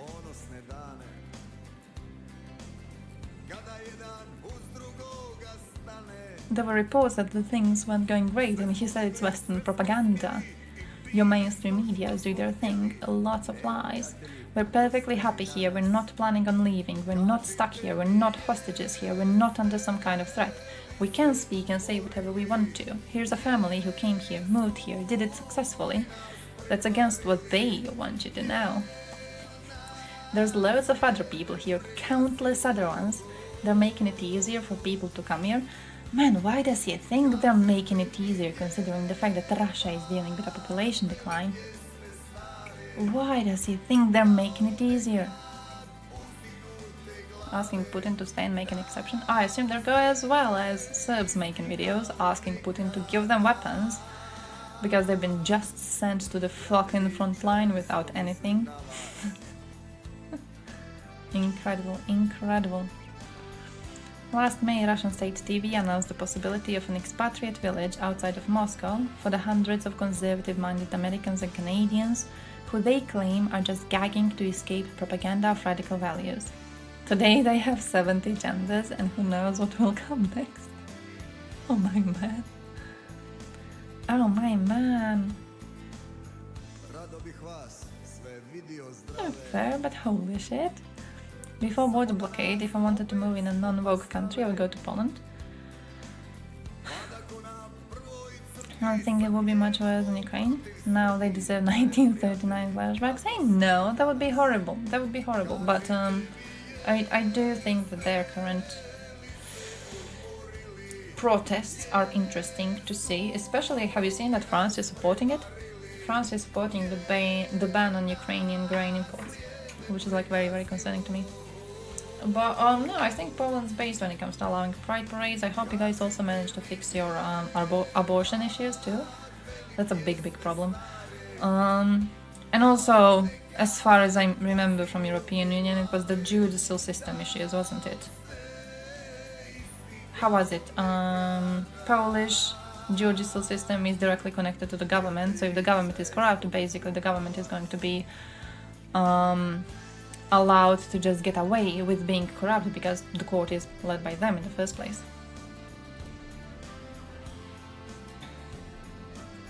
Oh yeah, nice. Have a nice sleep, I guess. If you want to talk about issues we supposedly disagree with, I'm more free to. Too woke? It's not too woke. It's not too woke to have pride parades. My dudes, you're basically Serbs. Serbs, little Serbs. Serbs would be happy to see you in their countries. No. Pride parades are based, and you should be encouraging them to be had, and also encouraging them to be kept safe, because that is what's a mark of a modern society, really, isn't it? Allowing people to show who they love, and also allowing them not to walk around in fear. To woke US conservatives and Canadian ones, apparently. Man, Canadians! Don't we always have the idea that, like, Canadians were the nice ones? Wasn't that always, like, the stereotype? Oh, look at these Canadians, they're so based. And look at them now! Look at my little Canadian brothers now. Let me try to see if I can do this. So I put obsidian here. Nice. I can. Okay, I can. Alright, fine. So basically what I did is I looked into the Balkans book. And these are all the things that I found so far on my Balkans book. And I need to show you a part of it, but we're not gonna see the entirety of it. Oh, Tanky, who is a fan of this stream. I've learned something about tankies yesterday. Today, technically. Because, like, the conversation. I spoke to one man on Threads, and he describes himself as a anti-globalist tanky. Anti-globalist tanky. That's something. That's something. Man is fearful of dictatorships, and then he's a tanky. Like, you're scared of dictatorships. Or you're GG with tankies. How do you exist like that at the same time? That makes no sense. These are two positions that can't stay together. But basically, we're having conversations about it, And I hit him with that line. You know that line where Destiny was speaking to Sneeko? And when he pointed out that what it means when you call someone a sheep is that they're just following along without thinking. That's what it means, right? To call someone a sheep because they're following their herd, but then you're also following a herd of your own. You have no way to explain your own views and your own takes, you're taking them from someone else. You're also a sheep, you're just a sheep going in a different herd, but like you're the same thing, it makes no sense. So I used the talking point on him. I'm like, oh, aware that like not being able to explain your takes kinda what sheep would do, because he talks about the great replacement theory, and I'm like, you believe it's real? And he's like, watch this documentary, and I'm like, no, bitch, no, you can't answer to me. I don't think your opinion is valid. I think you must have a way to explain the takes that you genuinely have. If you're unable to explain the takes you genuinely have, come on, let's be real. These are not your genuine takes. You're following a shepherd. So I hit him with that, and he's like, whoa. He never fucking heard that. It was like, have you seen that interview with Elon Musk that got published recently, where Elon is asked why he thinks that there's lowered standards on airlines right now because more women and people of color are being hired? And he's asked to provide a reason as to why he believes in this, and he can't. He's like genuinely shocked that he's even being asked that question. That was my experience with Atenki. So I actually did manage to pull him into like a more, let's say, normal direction. I kind of managed to, I think, bully him into a more normal direction, because at that point he was like, okay, like I'm gonna look into this, but okay, I understand that like it doesn't make sense to have these two positions. It's just that I'm not sure if there are two positions that go against each other, but I'm going to look into it. And I was like, okay. Head of critical thinking. Oh, that's hard. That is hard. USSR film was peaceful, not like Savage Balkans. Oh yeah, fuck, I started talking about this. I need to start using this. Where's my thing where I can like highlight a message and then I can keep it in my mind? Listen, I read a book on the differences between the fall of USSR and the fall of Yugoslavia. And a difference was that when USSR was falling, Russia allowed countries to separate from Russia, right?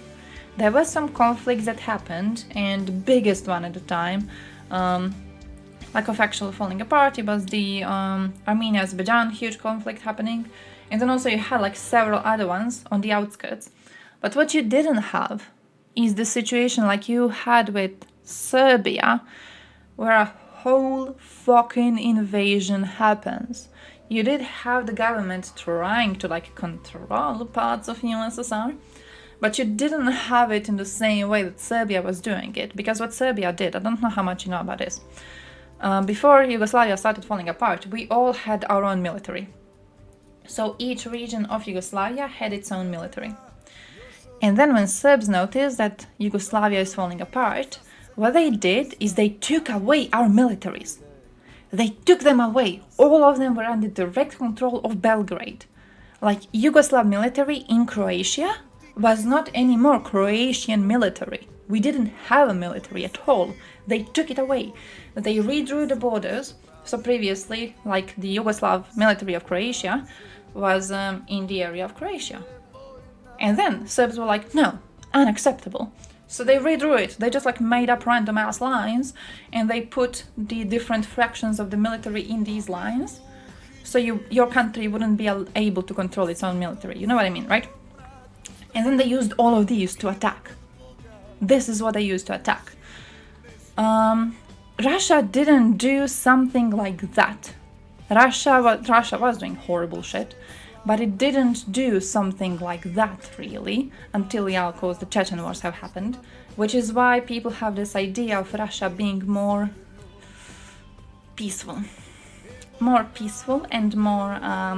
there's this idea of red ones, that Russia allowed these countries to have freedom Basically these nations asked for freedom and Russia was like, yeah, go and take it. Which is not true. But people believe in it because USSR fell apart differently than Yugoslavia fell apart. And they compare these two because they happened in roughly the same time. So it's like, look at this carnage in Balkans. And then look at these nice little Russians. Oh, they're being so nice, aren't they? They're being so nice. They're just allowing all of these countries to leave. So they just have the idea it was different, but it genuinely wasn't. What's your reaction supposed to be when people ask you something so basic?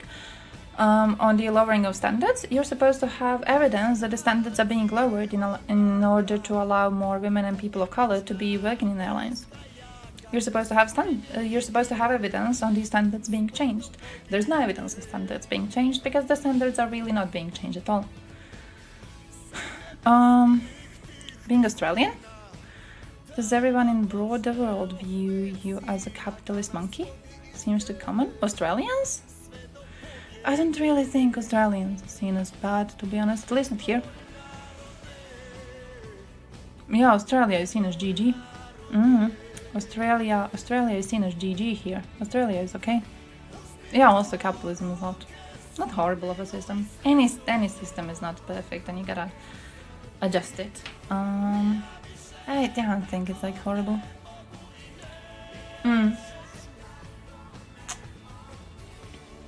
Yeah, they took away all the nukes and everything, but it's also, I think in a big part, the reason why Russia allowed countries to leave Russia is because Russia was aware that by losing these countries, it was not losing the area of influence it had. Like think of Baltics right now, how many Vatniks you have in Baltics, right? Russia did lose the land, but Russia did not lose the influence. And as long as Baltics keep allowing Vatniks to be around, they're fighting against them really, really successfully recently, right?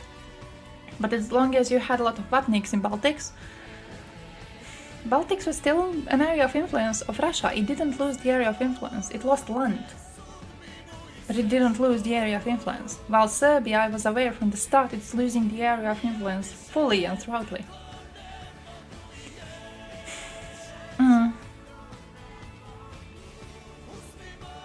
Destiny was talking about Yugoslavia? He was saying he didn't know enough about it. Oh, I've heard him only a few times talk about Yugoslavia. I've heard him talk about Yugoslavia a few times, and I've heard Vosh talk about Yugoslavia a few times. And so far I haven't seen the problems, I'm gonna be honest with you. They were good. I think both of them were good. So I guess he just doesn't comment too much on it, but yeah, so far so good.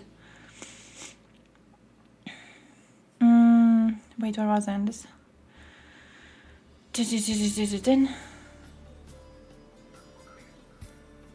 Actual pilots that were interviewed, which said that they wouldn't fly in those planes because they are poorly built and maintained. Oh, with Boeing? But like, do you have evidence of that being the case because more women and people of color are being hired? Because I feel the connection has to be specifically between, oh, the standards are being lowered to allow more women and people of color in, and you have to have evidence the standards are being changed in the first place. It wouldn't be a first company crumbling apart, you know? Like if you look at, for example, the state of Tesla right now, the state of Cybertruck, would you say that is happening because they went woke and hired more women and people of color, or would you say that sometimes companies just do stupid shit with their products and they fall apart? You have to have evidence to connect this specifically to policies meant to encourage you to be less, well, both sexist and racist while choosing employees for your own company.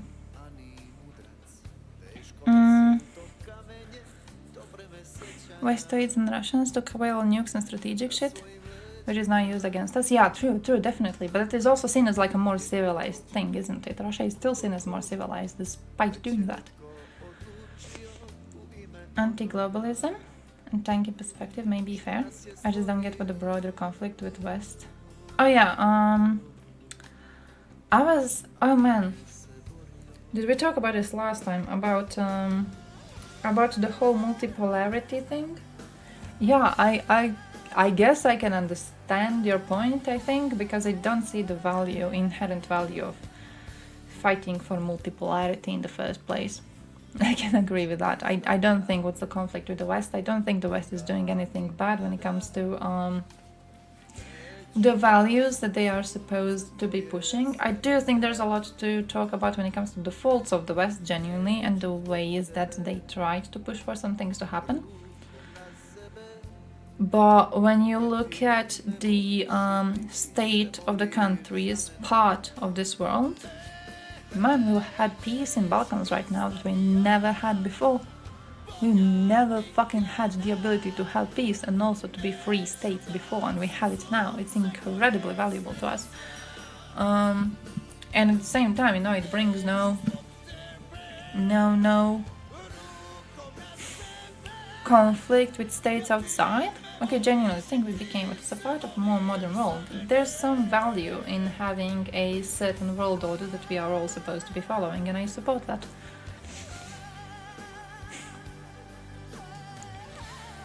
Russia-China pre-2014 around school.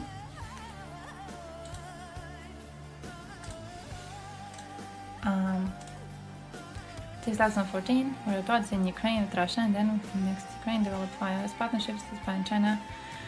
Still huge public fears, and then we're giving them ports and police stations. Essentially, on the other hand, it's a red pill panic in the media. Ukraine drama is pushing us further into a divide. Yeah, here's the problem. I have several problems with your message. The first one is Russia was not chill before 2014. Russia invaded Georgia in 2008, ethnically cleansed areas of Georgia, and is still occupying Georgia. They are still killing civilians. We got news about them killing more civilians in Georgia just a few months ago. They killed civilians who were going to a church to pray. It wasn't anything justified to any extent. Before 2008, they went into Chechnya. Are you not aware what they did in Chechnya? Are you not aware what Russians did in Chechnya? They were not allies. They were not a normal modern nation. They were pieces of shit. They butchered civilians on the street. Russia was not in any sort of a way civilized, and it was not cool in any sort of way. Russia was horrible. We ignored it. The reason we ignored it, not just until 2014, we ignored it until 2022. The reason we ignored it is the fact Russia was giving us cheap resources, and we were willing to allow them to keep butchering people if we could get cheap resources as a result of it. We were absolutely not at odds with Russia when 2014 came. We were sending diplomats over to Crimea. We were sending diplomats to Crimea to meet with Russians at Crimea, essentially giving validity to Russian attempt at annexing Crimea. It is not true there was the red panic in the media going on at the time. Also, this is not a Ukraine drama, which is another thing that I'm kind of salty about. This is not Ukraine drama. This is a Russian attempt to genocide the nation of Ukraine. Would you call it the Jewish drama when Hitler was going around? What are you talking about? Russia is attempting a genocide of another nation. They celebrate the attempt at genociding another nation. I feel you have this whole worldview very dreamy, which is a very weird thing to watch. It's a very weird thing to watch, my dude. We were sending diplomats to party with Putin and his people all until 2022, genuinely. Like our own president, Croatian own president, she was wearing shirts with Putin written on them back in, what was it, the World Cup, 2018? There was no fighting with Russia. We tried so hard to turn a blind eye to them butchering people because we genuinely wanted to get cheap resources from Russia. We were trying so hard to ignore the fact that these were barbarians. And then 2022 came and we still were trying to ignore it. We still were fucking trying to ignore it. And then it turned out that Ukrainians are fighting so hard that at this point we can't ignore it anymore. We can't ignore it anymore. We have to do something, because at this point, if we abandon Ukrainians, we are going to be pieces of shit to a level that is never going to be excused. No, media was nice to Russia until 2022. Do you not remember them going thirsty about Putin speaking Russian to diplomats? That was 2021, if I'm not mistaken. How the media was like, look at Putin, he's such a manly man.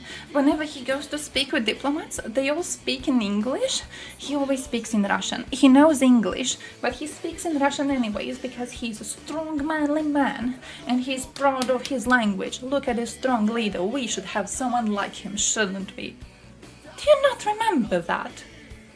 Media was absolutely licking that man's balls all until 2022, and some of them are still doing it. Who published recently? ABC News, I think, recently published a whole thing where they are interviewing Russian soldiers on the front line, trying to humanize them, trying to tell us that we shouldn't be angry about Russian soldiers. They're not monsters, they're just people like us. In World War II, that would be akin to fucking interviewing the front line of Nazis. But we're okay doing it with Russians because we're okay with turning a blind eye to what they actually want. No, absolutely, media was sucking off that man until 2022, absolutely. And then after 2022, some of them kept on it, some of them lessened it, but some of them kept on it. It is not true that there was a rat scam. Asians colonizing each other, savages. Brits, Frenchies, and other civilized. Actually, fuck! I have to show you my writing. I have to show you my writing. Wait. I have something on this. Now, I apologize in advance because I'm gonna read you the words of a Serb, and I apologize in advance. But he actually made a really cool. So there's a part in the book that says if somebody displays a Balkan mentality, it implies predilection for deceit, exaggeration, unreliability. And then I saved a bunch of sources which are looking into what Balkan mentality means. It's basically people analyzing what Balkan mentality, the term, is used for, right? And one of them is a Serb. And he makes a really interesting point, which is kind of exactly the point that you're making. It's a genuinely really, really interesting one. The genocidal practices that were resurrected during the wars of Yugoslav succession turned the names of Yugoslavia, Bosnia, Kosovo, and the Serbs is like the main enemy. So you know how people say all of the Balkans hate Serbs? This is connected to that. The Serbs into markers of abominable practices, holy shit English, including murder, rape, and ethnic cleansing. But these practices are all part of the common Euro-Western heritage. Western colonial powers tested them on overseas subjects and racial enemies inside Europe itself.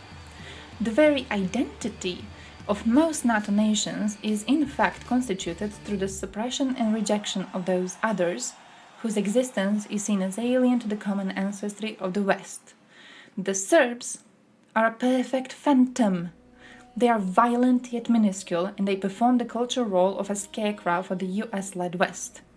In the post-Cold War rhetoric, the special collective has replaced both Marx and his big Soviet brother as the threatening apparition of human nature gone astray. So yeah, it's a really, really interesting. No, you didn't team up with Russia. You didn't team up with Russia. Unless you are from a Soviet nation, you did not team up with Russia.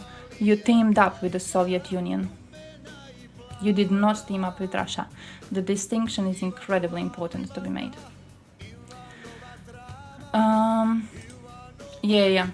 No one teamed up with Russia.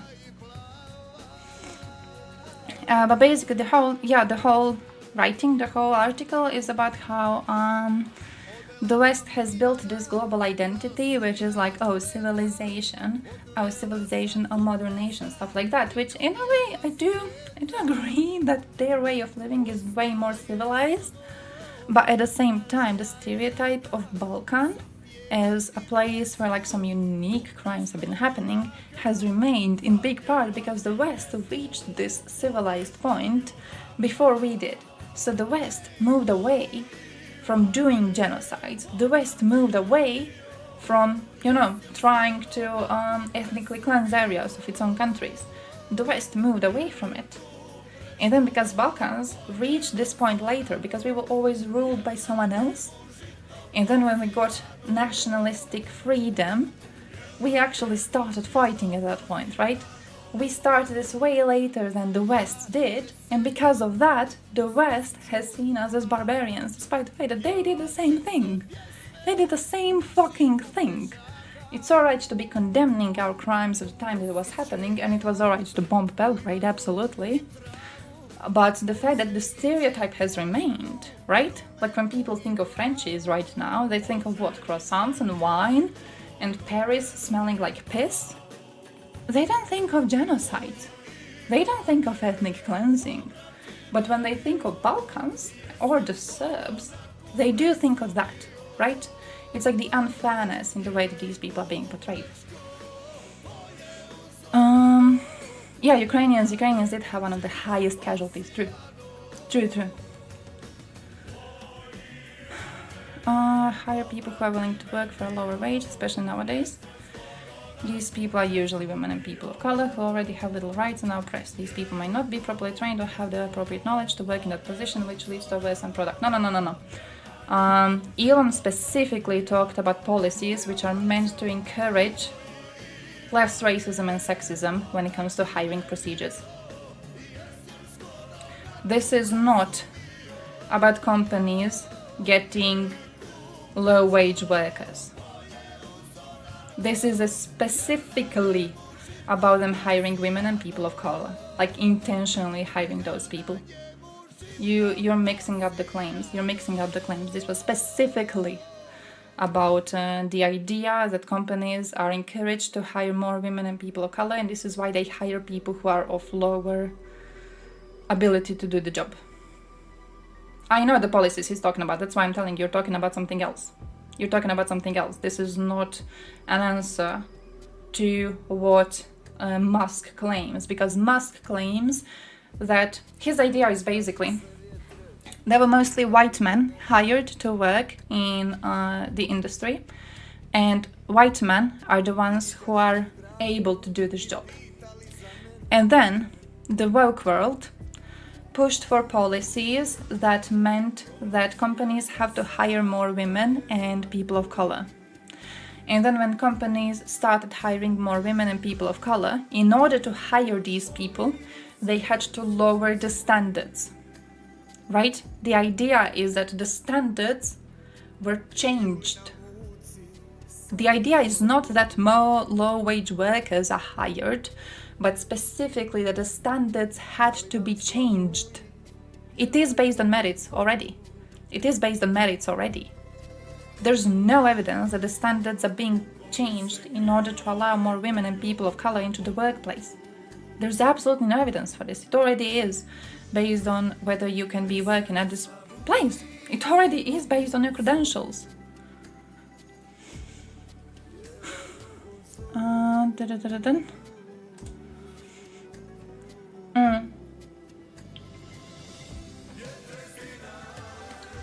Leeches will never make the job themselves, that's true. Remember, what was that?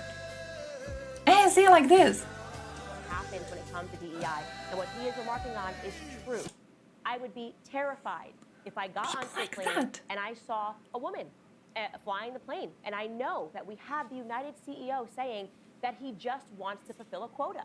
He just wants there to be more women and wants there to be more black people, and he's not concerned at first with qualifications. That is something that should alarm all of us, guys, honestly.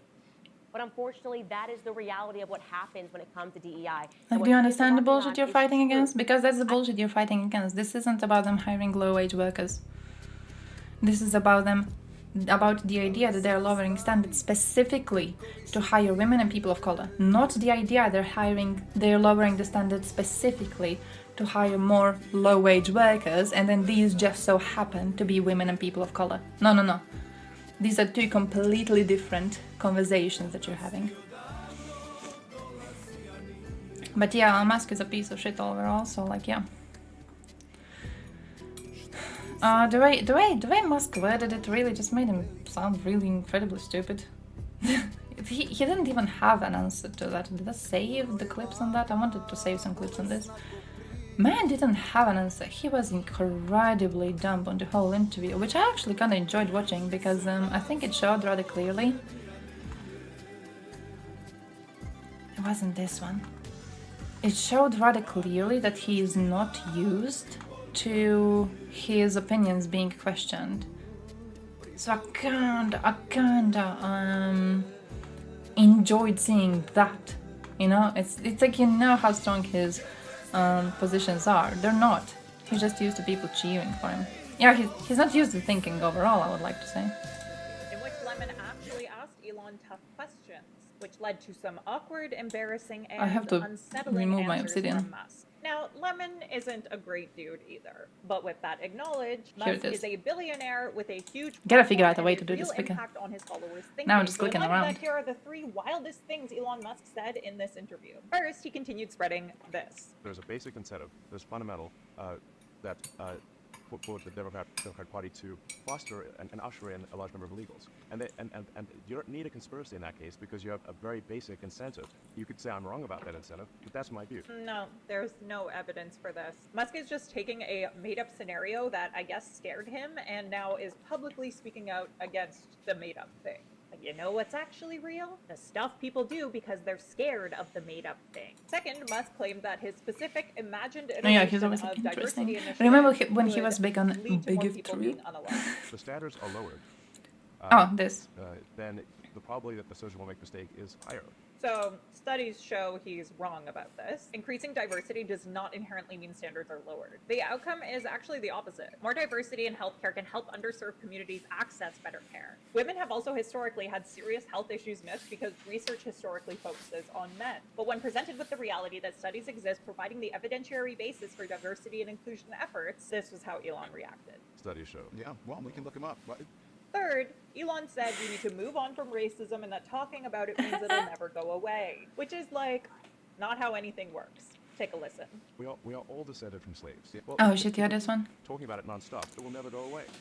So yeah, We will once again, come to Elon Musk resolutions proves that when, so-called geniuses the Russians such as are Brown and evaporated. Soviet yes men are actually pressed on their cooked We will come to politics, they end resolutions up once telling their on soldiers are themselves. What do you evaporated think? and we have to Elon figure Musk out how much canceled Don Lemon's we want contract to be with X charging after them this interview, in which Lemon reparations. actually I asked also do Elon hope it tough comes faster, questions, definitely. which led to some awkward, embarrassing, and unsettling answers from Musk. Now, Shit, Lemon wait, I finished the isn't a whole thing. great But dude yeah, either, basically, but with that the idea acknowledged, Musk The idea is that white men are the people who are doing the job properly because white men are the ones who actually fulfill the standards to be at this workplace. When it comes to women, when it comes to people of color, these are not the people who are able to reach the same standards. So what he thinks is that in order to hire more women and hire more people of color, the companies have been lowering the standards, right? So like I want someone to be piloting my plane, but I gotta hire a woman to do it. I gotta choose someone less skilled than a white man, because the white man is the pinnacle of a standard, and then everything other is just less. Completely ignoring the fact that a woman can fly a plane just as well. The only thing you are removing is this barrier where usually when they were looking into who's gonna be a pilot, they would just be more open to it being men because they're used to it being men.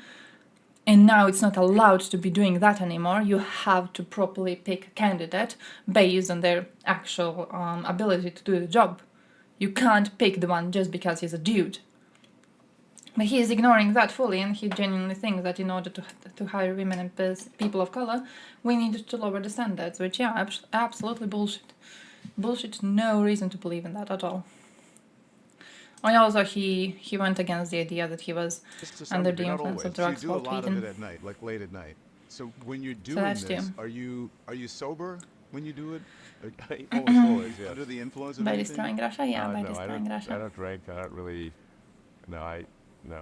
But I do You've believe it admitted that happens you've had- fast, you absolutely. have I a really, ketamine I prescription. hope Yeah, it yeah, happens yeah. as soon as What's that possible, my for? man. Well, I mean, it's pretty private to ask somebody about a medical prescription,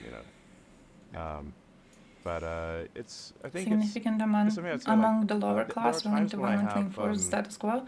Yeah, I believe people like sort this. of, That just there's been way too many of them. I don't know, like negative. There's been chemical way state too many in of them, my and then when brain. you have so Like many of them, depression, I guess. it's Or really like hard depression that's not linked to any to negative not views. have a big part of And population then, diluted. ketamine is helpful for getting one out of a Because like negative if you look at frame of this man, like Do you this feel is like an you're imbecile. abusing? This is an imbecile, I right? don't think so. But If he you has eat too made much up ketamine, this you can't really get work horrible done. fear It's of not a heck of a lot of work. diversity. Like I And now clearly get people what he's who saying are with racist exactly already, what they will look up to him regardless of him being incredibly stupid, just because they You also post a fear lot of diversity in controversial the stuff. same Is way that he fears considered blowing off diversity. steam? And then Yeah, his other yeah, harmful it is takes to some get degree, not into always. You do a the lot of scene it too, at and night, it like late at all night. just turns into a huge pile of trash. It's, I don't know what's a way to like focus on that. Can't slay the dragon with an army of folks protecting them and say, guys, focus on the dragon. I mean, makes sense. Makes sense. But then, like, how to ask this question? How would you slay the orcs first? What's your idea? What's the plan of movement? What's a way to fix it?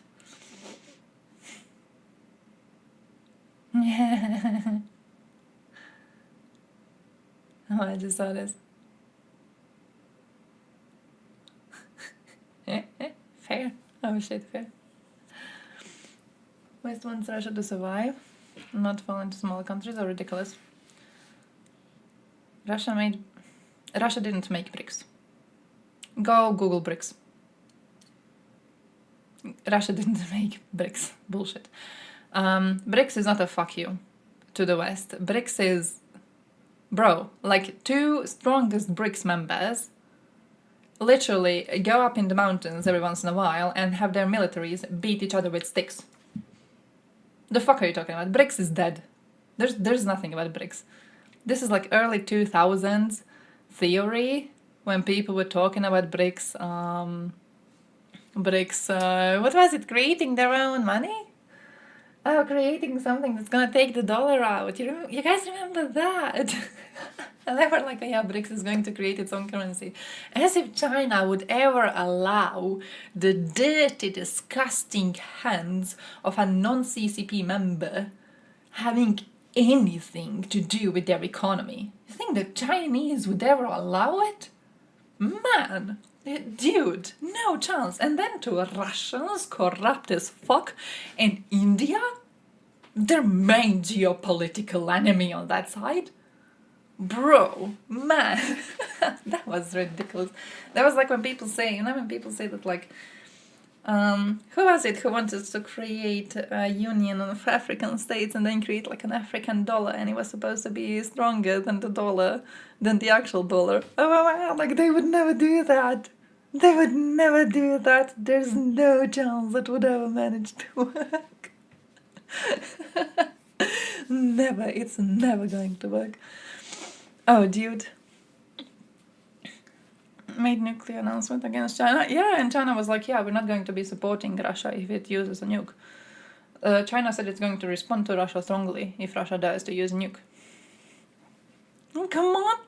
India's already salty because Russia was supposed to give them weapons, and then Russia needed to use weapons for their own war and wasn't able to sell them to India. Wow, BRICS ain't existing. BRICS is not a fucking thing. Nah. Acronym by an economist predicting the most likely nations to look out for. Yeah. It was. Like, Russia didn't create it, but it did start as a term, and then they did, like, kind of band together. But it wasn't like created by Russians. It's not like Russia was like, oh yeah, I like you people, it's so nice. You wanna join me in genociding the world away? And these nations were like, yeah, Russia. It didn't really happen. It's more so it was an informal way to group them, and then it grew into a formal way to group them. And then, you've seen the countries. You've seen these countries. They wouldn't trust anyone with their economy. No fucking chance. No more safe spaces. Moderate and regulate. Second will be to focus on the isolation with repeated precision. And follow up until it's all gone. Oh. Huh. Wait, you're USA, right? I was thinking about something. Canada. Oh damn, you probably have a more normal opinion on this. Because I started a conversation with a USA person recently, and it was them basically saying, it was when the Nazi marches were happening in USA. You remember the Nazi march in USA? There was just like a whole Nazi march, full Nazi, not using Nazis to mean right wingers. I mean like Nazis. So they had a Nazi march in USA, and I had this conversation with a USA person, and my position is that if you do a march, a Nazi march, I feel you should be arrested, right? Like, I feel the second they step out on the street, they should be arrested. The second we see the flags with swastikas, arrested, right?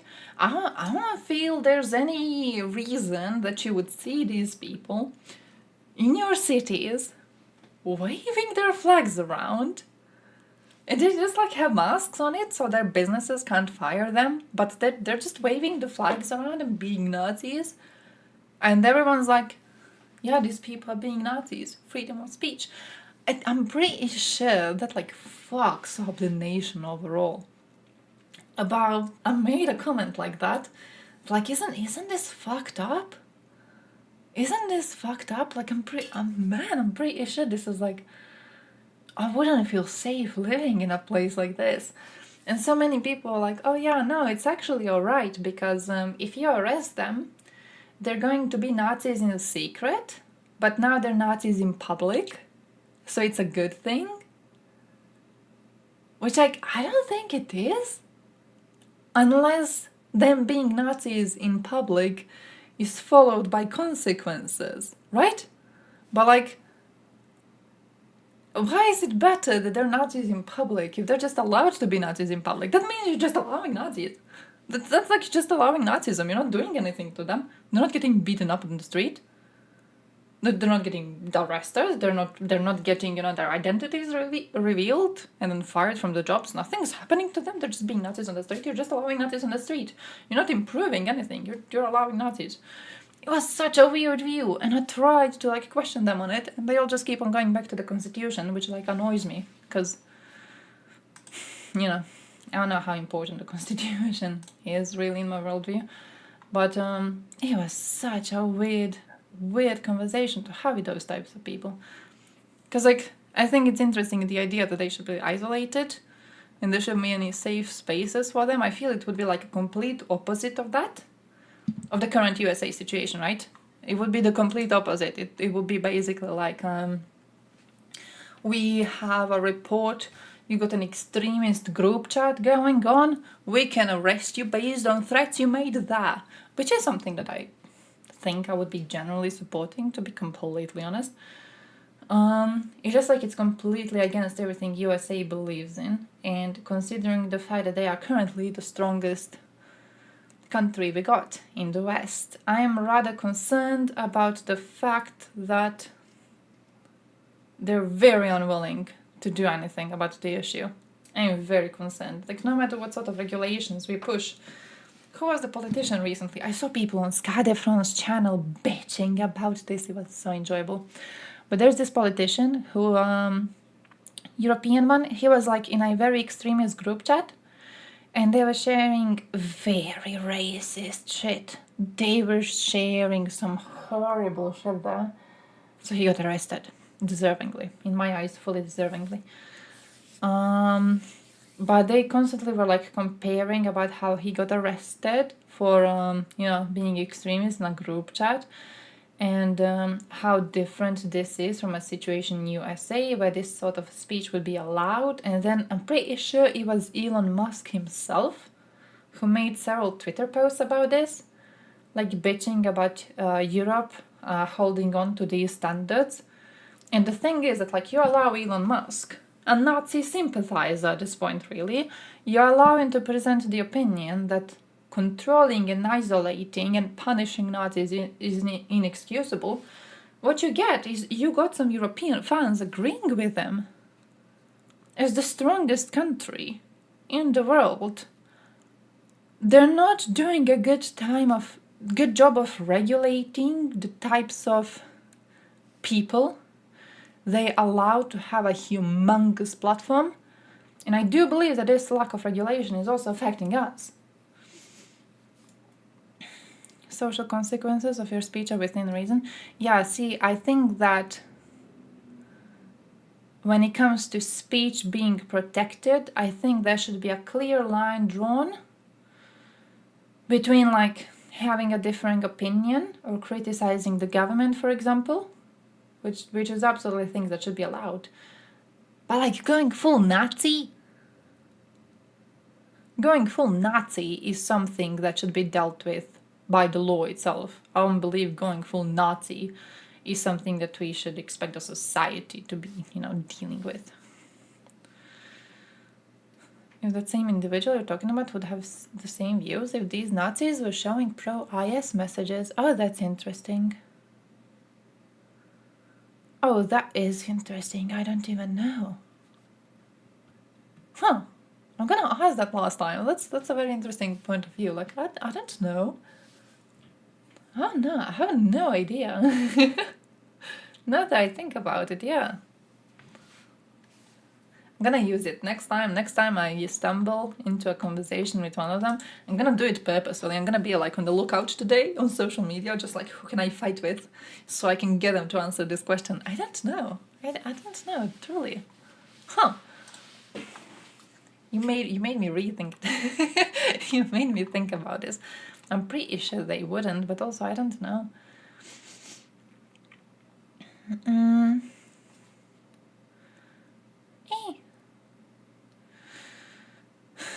They still do marches, but only like 20 skinheads of brown pants. Not enough to make news. Arrest all 20.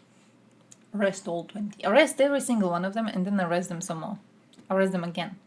Let them out of the prison for like 5 minutes and then arrest them again.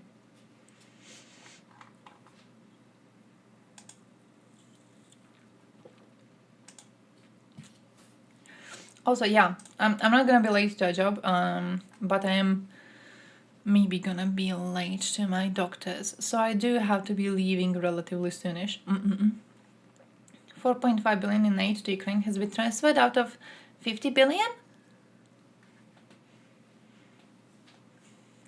There's a line drawn where you cannot call for violence, that is not protected speech. I feel if you're a Nazi,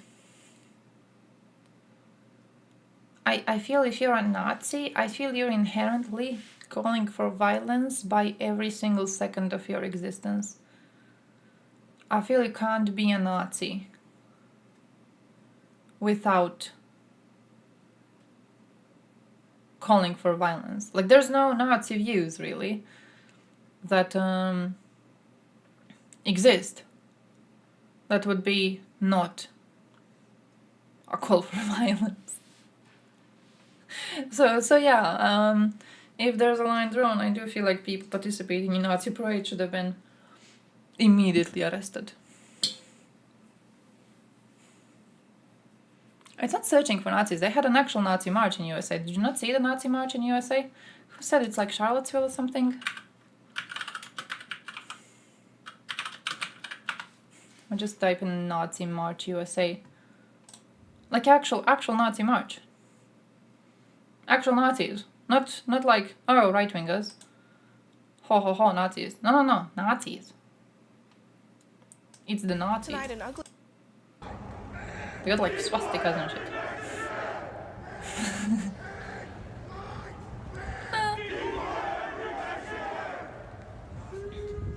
So, the issue of them being allowed, I do think is,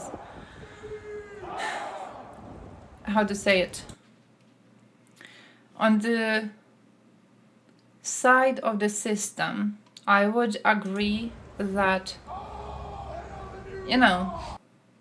something like this is easy to slip away, especially if the city is huge. Maybe not enough people report it on time or something like that, so people like this, just like walk around and they go home and no one really does shit to them. What's my issue with talking about this is mostly when it comes to people who support these types of people being allowed. You know what I mean? Like supporting these types of people being on freedom. That's my problem. Should spray them with that dye that they put in those clothes tags. Oh, for real? It's like, I should just spray them with some pepper spray or something. Would you be allowed to spray them with pepper spray or something? If they like walk around? Where does the social... What's the line where I have the freedom as a person in society to respond to this with something like that? Or is the only response a society can give to something like this, you know, like getting them fired and look at them badly when they cross the street, but that's like that. Am I allowed to like take a shovel and just, you know, clump them a little bit? How does that go? Merely believing in violence is not enough. Saying you want said violence is. Ah. Oh no, I think the government should stop them. I think we do disagree on that. I think the government should absolutely stop them. I think Nazis should not be allowed to walk free. And yeah, I believe that they should be arrested the second they come out, really. But also I agree with the consequences being provided.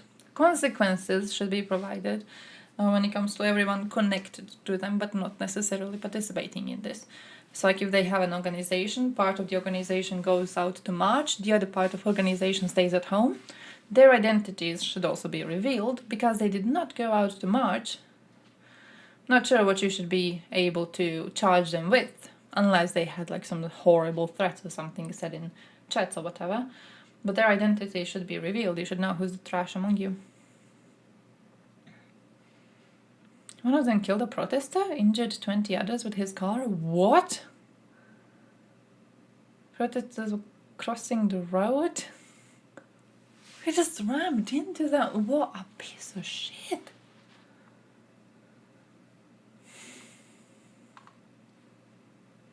Oh, no, wait, this was Nashville.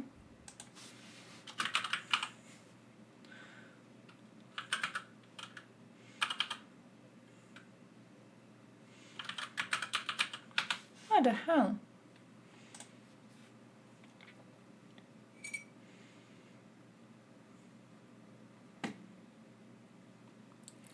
Two thousand 2017.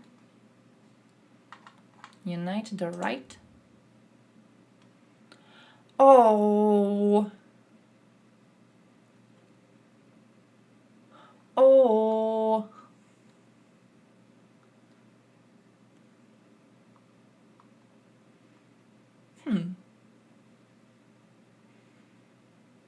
Bro, Twitter users had to lead a campaign to identify publicly shame marchers.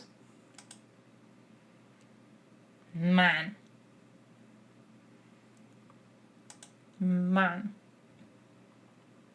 2018? Wait, you didn't have it after 2018? Oh, they had the January 6th next. Alright.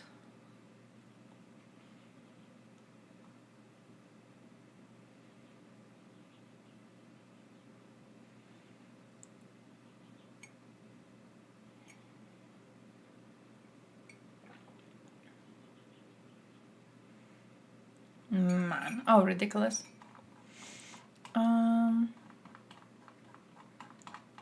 Yeah, but no. It just kind of makes me feel stronger that the second you see them like standing like this, you should be able to call a police and they should be arresting every single person in this frame. The second you see them. Like you see them on the street, you see one person with a Nazi flag and then 5 people around them. All of them prison. Immediately. It doesn't matter what I say. They don't have to have a chance to say anything. Just like fucking have a chance to report them. That should not be allowed. Also, I do have to leave soonish. It's 12:37. One became known as the crying Nazi because he was openly very bombastic and making threats. When he was identified, he made a video crying that he was being persecuted. Do the same for communist flag. I would actually agree with that. I would actually fully agree with that. The thing is that I don't know. You know what I feel about communist flags? I feel a communist flag is a strong sign that the person holding the flag has had a lobotomy. the way that I've experienced talking to communists, well, with Nazis, you usually have some very specific worldviews. So you have, the usual anti-Semitism, but you will also have lots of racism there. You will have lots of calls for violence, for different calls for violence against different groups in society. I feel for commie flags in USA, I genuinely feel like it's a red flag for someone being incredibly stupid. So I don't know how much the USA society would agree on banning basically, the sign of someone being really stupid. Even though personally I would ban it. I would ban it, absolutely. It's a dead state. Soviet Union is a dead state. If you wave around any symbols of it, yeah.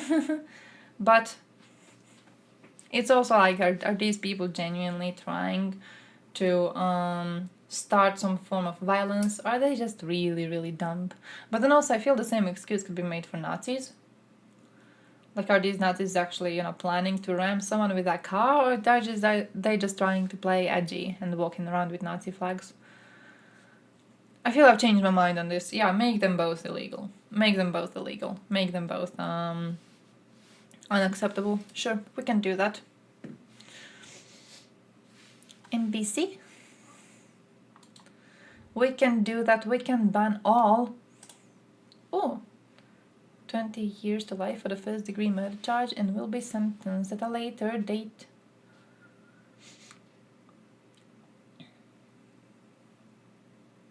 $21? A kid?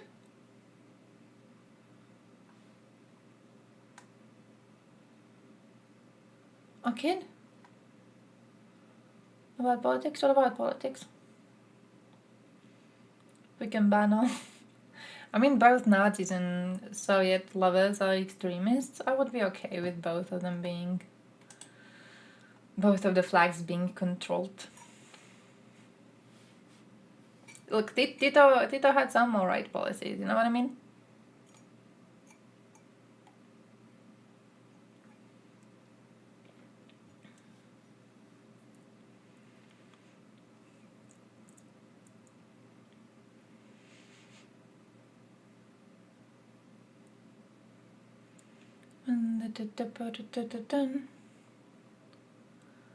CCP? Oh no, I feel like if a country exists, it's a different thing, because the flag might actually be used to signal that you belong to the nation.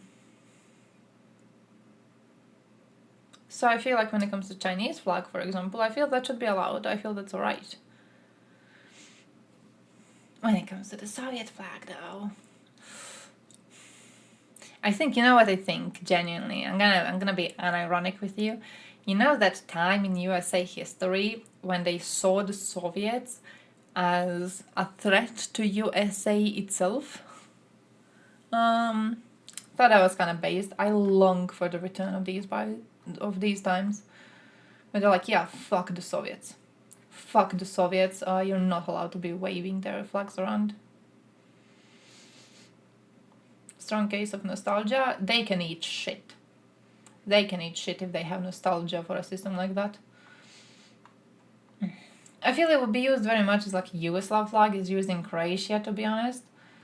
Like, even if you have some sort of nostalgia, it's a red flag for nostalgia. It's not normal type of nostalgia. Usually when Yugoslav flag is used, it's used very much by Serbs who wish that they still had a chance to rule over these areas. Nazi flag can also be a strong case of nostalgia. That too, to be fair, that too. Yeah, no, actually, I fully agree with that. Soviet flags need to be as sickening to see on the streets as Nazi flags are. Can you have American flag in China? I don't even know. I don't know if you can have... I don't know what are the laws here. Because we actually have laws, now that I think about it. I think our laws are kind of good. We have laws that you can't wave anyone's flag unless you are permitted to do so by your local authorities. For example, there's a woman here. She moved into the village recently. she is German, so she wanted to have a German flag on the house, and she put it up without asking authorities, and they made her take it down. And first, like, she needed to do the whole screening and bullshit to figure out why she wants to have the German flag, and they still didn't allow it. So then she painted her house in German colors to, like, still have some symbolism. But yeah, we don't allow it. The only flag you are allowed to be waving in the state of Croatia is the Croatian flag. And like, if you have a flag of your local municipality, you're allowed to be waving that one. But when it comes to any other flags, you are not allowed to wave it. And any sort of showing of another country's flag has to be done with allowance of your local authorities. Usually this happens for like folklore festivals, stuff like that. Like, we had guests from Macedonia recently, so we were waving around the Macedonian flag. But this was happening for a while only. It's an event type of a thing. You can't have it on for the whole time. And of course, yeah, you can have them for like embassies and shit like that. So I think that's actually good. I think I would be okay with something like that being introduced everywhere. I don't think it's a bad sort of a law at all, now that I think about that. I hate Russians. I disagree with what they're doing. I mean, GG, it's something. Get the funding to Ukraine. Oh, are you a Republican? Understandable. I mean, good luck at elections, you know what I mean? Good luck at the elections. I actually saved a video. Can we watch my video? I saved a video, which is like why Trump is going to win. Their pride flag just for Beau Powell. And I thought, I didn't even watch it. I was like, no, I don't want to save this. And then I did anyways. You could look at that. I don't know. This video is brought to you by Being stuck in the two-party system doesn't give you a lot of choice. That's true. That's true. Gay pride flag.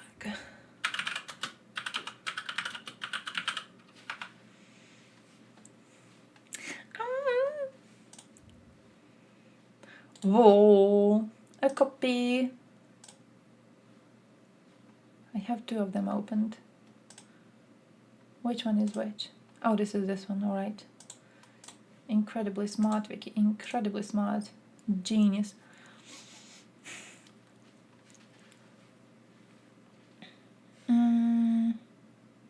Trump was a Democrat? German in Balkans? Yeah, there's a German person here. For some reason, I don't know why she's here. I don't know why, but yeah. MAGA Republicans, Democrats, Socialists, Liberals. I feel different people might disagree what sort of people would fit in each one of these groups. That would be the most interesting part about starting such a system. You know, seeing like who they try to push into the liberal box. Just to vote for a traitor who called to suspend our constitution and abandon our allies. Oh yeah, my man, that was oh. I remember Nikki Haley being called out on it because her husband served, right? And then they were like, okay, your husband served, but like, you supported Trump. Are you not aware what he said about people who did serve for USA? Are you not aware? And she's like, oh yeah, well, he wasn't that bad before. Yeah, he was. He was, my woman. Holy crap. Last week, Donald Trump and Joe Biden formally clinched their respective nominations, setting the stage for a rerun of the 2020 election. Balkan quality. While some Democrats are still optimistic about Biden's chances, given Trump's legal woes and apparent unpopularity, Trump has now established a steady poll lead, especially in the all-important swing states, making him the bookies' favourite to win in November. So in this video, we're going to have a look at the 3 reasons Trump will beat Biden in 2024, and why you should expect yet another Trump presidency. They actually believe he's going to win. Before we start, if you haven't already, please consider subscribing and ringing the bell to stay in the loop and be notified when we release new videos. So before we get into it, and before you jump down our throats about how blatantly pro-Trump this video is for a nominally impartial channel,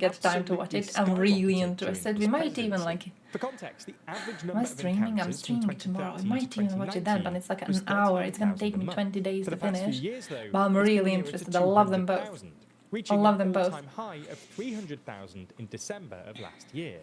this We told isn't the US we entirely don't want Biden's nukes. fault. America's economic strength, political instability in Central America, and pent-up demand post-pandemic have all probably Nukes played are... a part.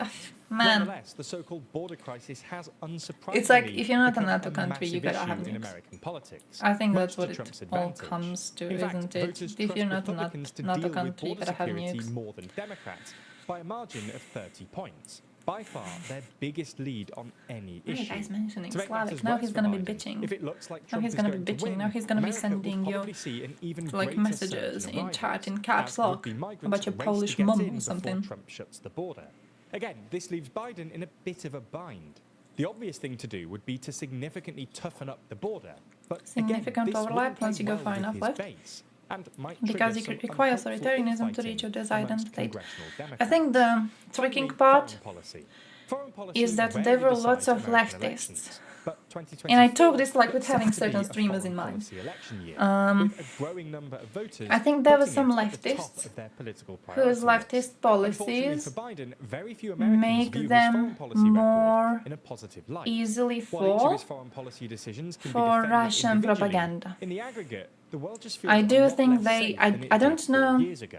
And America looks somewhat overextended. where's the line between them Biden, being nonetheless, seems tricked keen to stake his presidency and on the foreign line policy between them issues, just which is why Ukraine was the big topic at the recent figuring State of out the Union that address. this path But of even if Trump's proposed right-wing solutions to shit the various is the foreign path policy to a crises country they affecting the desire, US might be which is implausible, why I'm interested his in watching basic that video, pitch, to be honest. I'm America really should be interested doing in what less, these two will say. be popular with large But, parts of the American electorate. And Biden should be wary yeah, of drawing I too do much think attention to his some foreign of them policy. were Just as possibly Russia is tricked. I regaining do the think some of initiative them in were Ukraine, possibly tricked. and Israel is further tarnishing its international They have such an reputation anti-US by bias, it invading leads to the Rafah. same place. Yeah, I could say Now, that. while we Could say might that. see Yeah, yeah, another definitely. repeat of the 2020 election, it'll be interesting to see how Ooh, the Biden's evil work over globalists. the last 4 years could pan out for him. We'll I just have talked to a wait and see Croat what recently. I don't know if happens he next. responded to And me. lucky for you, He was our bitching sponsor, about the Ground danger of News, is your globalists, and I was ultimate like, tool can you for describe easily globalists to navigating me? news coverage. Can you Their tell app me and what website globalists creates are? You know really how he described them? comprehensive story He didn't overviews respond to on me. any He's topic. refusing to. So Little you bastard. can easily compare how news is Check covered this out. across the world and political Wolves spectrum. trying For to every devour article reporting on humanity. a story, The you'll see killers sources' political of bias, mankind how factual itself. they are, and The even who masters owns them. of For all example, check evil. out this story about a Sellers judge of rejecting human Trump's bid souls. to dismiss a case on storing classified Globalists. documents He's at trying to his Mar-a-Lago explain to home. me what Not only can globalists are, see because that I said there I are might vote 62 HDZ, sources reporting and he the was like, story, but I HDZ, can they're also globalists, quickly and I was like, identify which define to sources me what it have a political means. bias Oh, according it's to some ratings random from ass Croat, independent to be news honest. It's monitoring some random ass Croat organisations. online. And I can see how Made a different post because I'm headlines trying to like shape the poke story, Croats giving me more into insight political into how news opinions. It's on outlets threads. report the story And I just, I based love on how their he wrote it. factuality. I also especially like the Fucking blind spot wolves. feed, which shows you stories that are Like, man, that's what you're unreported by fearing? either side That's of what the you're political fearing? spectrum. For example, The same if man you who might- at one you might- point he goes, check out the writings of this dude. He is anti-globalist. So I go and check out the writings of that dude, and the dude believes in the Great Replacement theory, right? So I'm like, do you believe in the Great Replacement? And he sends me a video. He sends me a video response. It's some documentary, and I'm like, no, I don't want a video response. Like, I want your own opinion. Well, it's too complex for me to explain. Why won't you just listen to this dude in the documentary? No. No, fucking sheep. Fucking sheep. For people like that, we should use the term sheep. Man has this video saved. He can't tell you his opinion without sending you the goddamn video. It's... European Great Replacement Theory. European Great Replacement Theory. I do not think Merkel called for European Great Replacement Theory. I do not believe she called for Great Replacement Theory. She was a problematic leader in her own ways. She was not a person calling for what Great Replacement Theory people think Great Replacement Theory is. That's not what she was doing. Only reason I can think of to not send troops is to reserve that option as a final punishment. But NATO should have bombed Donbass terrorists into past after MH17. I fully agree with that.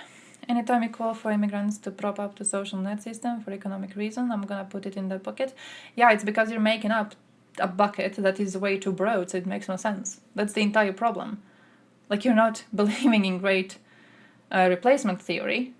you're talking about something completely different, but you use it to defend the great replacement theory talk, despite the fact that this is a completely different conversation. You can't just change the meaning of words as you want to be changing the meaning of words. That makes no sense. There's a clear definition of what the great replacement theory is.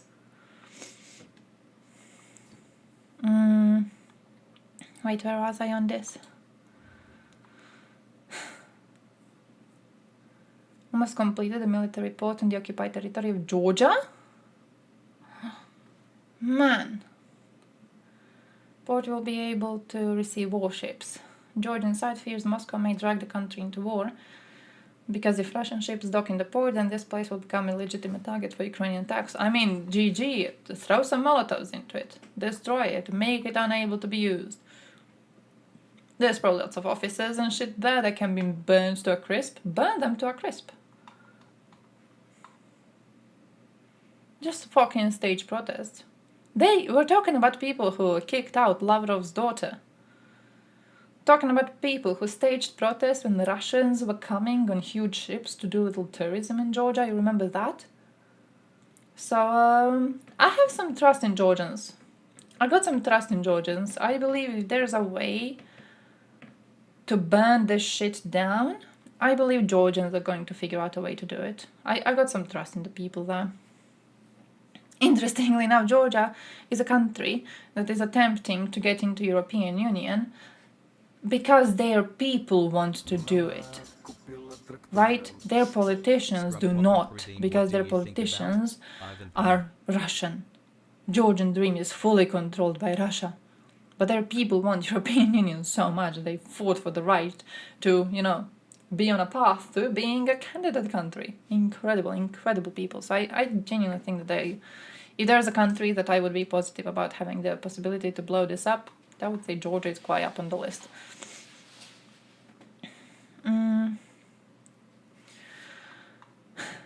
Pernar, a horrible little man. A horrible little man. I despise him. I fully despise him. I think Ivan Pernar is an example of anything bad. He is going to the elections. He is an example of everything bad in politics. He is, that video of that man talking about how democracy is a rule of the people, but the people are retarded. Pernar is an example of someone idiotic making it way too far into the world of politics. This man's a moron. There's genuinely nothing useful about this person, nor about anyone close to him. Nothing. The only thing that he is doing is bitching about other parties. He is there to be a contrarian. He's there to create this idea. He's very anti-globalist too. He creates this idea that like all of the other parties are part of the globalist elite. His party isn't, and most isn't, if I'm not mistaken, because I believe that they are going to the elections together with the far right. So these are not the global elites, but the global elites is everyone normal in the politics who is getting votes. These are the globalists, and you need to go and fight these globalists. And the worst thing is that I fully believe that we should have some sort of education in schools regarding politics, because you see a lot of teenagers falling for this shit. There's a lot of teenagers who hear this man talking about globalism, and they just genuinely get scared that there's some sort of a government there deep in the shadows that is trying to control all of us. So, yeah, very dangerous person. Genuinely nothing useful about him. I don't think he ever did anything good on the political scene. Homeland movement, personally, they used to be led by Škoro. Right, Domovinski pokret. Yeah. Škoro, I believe, as much as I hate that man in politics, I think he should have stayed a celebrity. I think he never should have been into politics. I think he was the shred of something normal in that party. I think when he left, I think that the party crumbled fully. I do not see them as anything useful to be voting for at all at this point, genuinely. I don't have a lot of trust in them, and also I do not have a trust in them not being Kremlin players. I'm not really... There's been some accusations made in Croatian political scene recently about the Domovinski Pokret and who's funding them. That at the time of reading them, I haven't looked into this for a while, but at the time there were rather good explanations of some party members being rather pro-Putin. I do not know if they still keep the same trash around. I know the party leadership has changed, but that was my primary concern at the time, that they were also anti-globalists, but from the other side, from the far right side. Well, Pernar is there pretending, I think, to be left-wing, but I don't know if he is. Gender-neutral toilets. Oh shit, yeah. Oh man, I saw that comment so often when Americans were fighting about gender-neutral toilets. Like, do you make people, when they, like, when a guest come into your house, do you make them go into a different toilet based on the gender?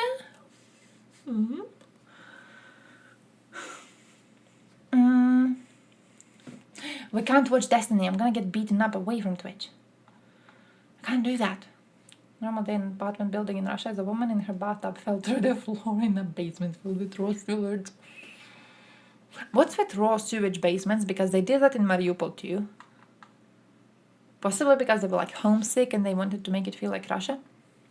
So it was like, we gotta have a river of shit in my basement.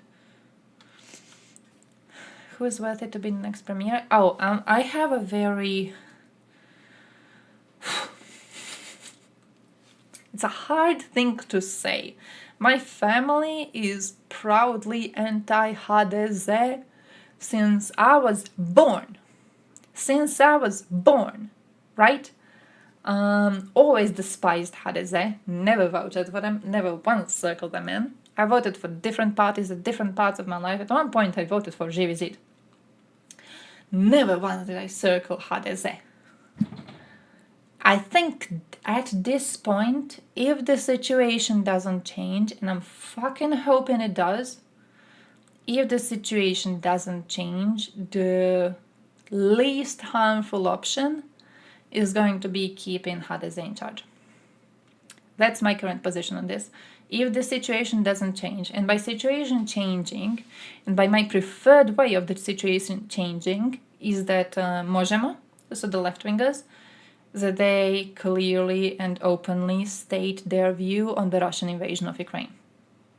I'm hoping they are able to very clearly, very loudly say what they think about this, because so far, whenever I've spoken to any of their representatives, whenever I've spoken to voters, it was even worse. But when I've spoken to any actual people like closer to the leadership, they refuse to tell me what is the official stance of the party. There's always some vague bullshit. I have never gotten like an actual proper answer on what they want. The closest I've gotten to an answer was a person close to Osijek branch of Možemo. They told me that, and I quote, they do not support Russia, but they are not crazy about Ukraine either, which in my eyes is an unacceptable answer. That is unacceptable, and yeah, in that case, I am fully up to advertising HDZ on every fucking occasion I can. If Možemo is going to be, playing along with Russians, I don't find it excusable to give them a vote at all. SDP already, I think, is not... I think what they try to do with Milanovic trying to be the premier while still being a president, I do consider it an attack on Croatian constitution, so I believe for that reason they should not be getting any votes. But when it comes to Možemo, I'm still having hope. I'm genuinely still having hope. What the West did to Germans? We're talking about World War II times? I don't think they will before the election. Yeah, see, that's my problem though, because it feels like they want to get the broadest amount of votes which I guess would be okay to get the undecided voters to vote for you. But at the same time, like, what if I vote for them and then it turns out that they're one of those make Ukraine negotiate parties? Because I don't want to be giving a vote to that. I do not want to give a vote for that. So, yeah. I don't know. I'm hoping that they change their mind on this communication. I'm also hoping that political debates start happening more and more often. Ukrainian tractor blown up by an unexploded shell, injuring the Ukrainian farmer yesterday. Oh shit. Tell them they're shitting on opposition makes you actively lobby against them. I did. To be fair, I started telling them that like this weekend. I was really pissed off and I was drunk. And I was like, bro, yeah, I'm gonna be like actively telling people, because it's not too much of an influence, but when it comes to like 2 villages scale, I can do some influence, right? People do come to me to ask for certain political opinions. I think I've been bullshitting about politics in public, especially at my workplace, for long enough. I'm like actively fucking lobbying, and we already have around 30% of the country is already voting for HDZ, right? They already will have a lot of votes. Every single vote in plus is going to be a vote for them to get more seats into a nice chunk of seats that they will take irregardless, because 30% of the country is voting for them. You know, no option. They are people who were employed by HDZ, they are people who genuinely support the party, they will be voting. Yeah, I do agree that they are the sheep. I'm fully prepared to be going supporting the sheep and like actively calling for people to do the same if our left-wingers are unable to say what I think. Because we had the pro-Palestine protests in the capital city, and we had people who were waving around those huge signs where they were saying that, like, how was it, North Korea is a democracy? We supported the wrong Korea all of this time? Shit like that? Inexcusable to me. Absolutely inexcusable to me. So yeah, if the left-wingers in government can't strongly stand against messages like that, bro, I'm like joining the sheep. I'm fully ready to join the sheep. I'm fully ready to put my voice there.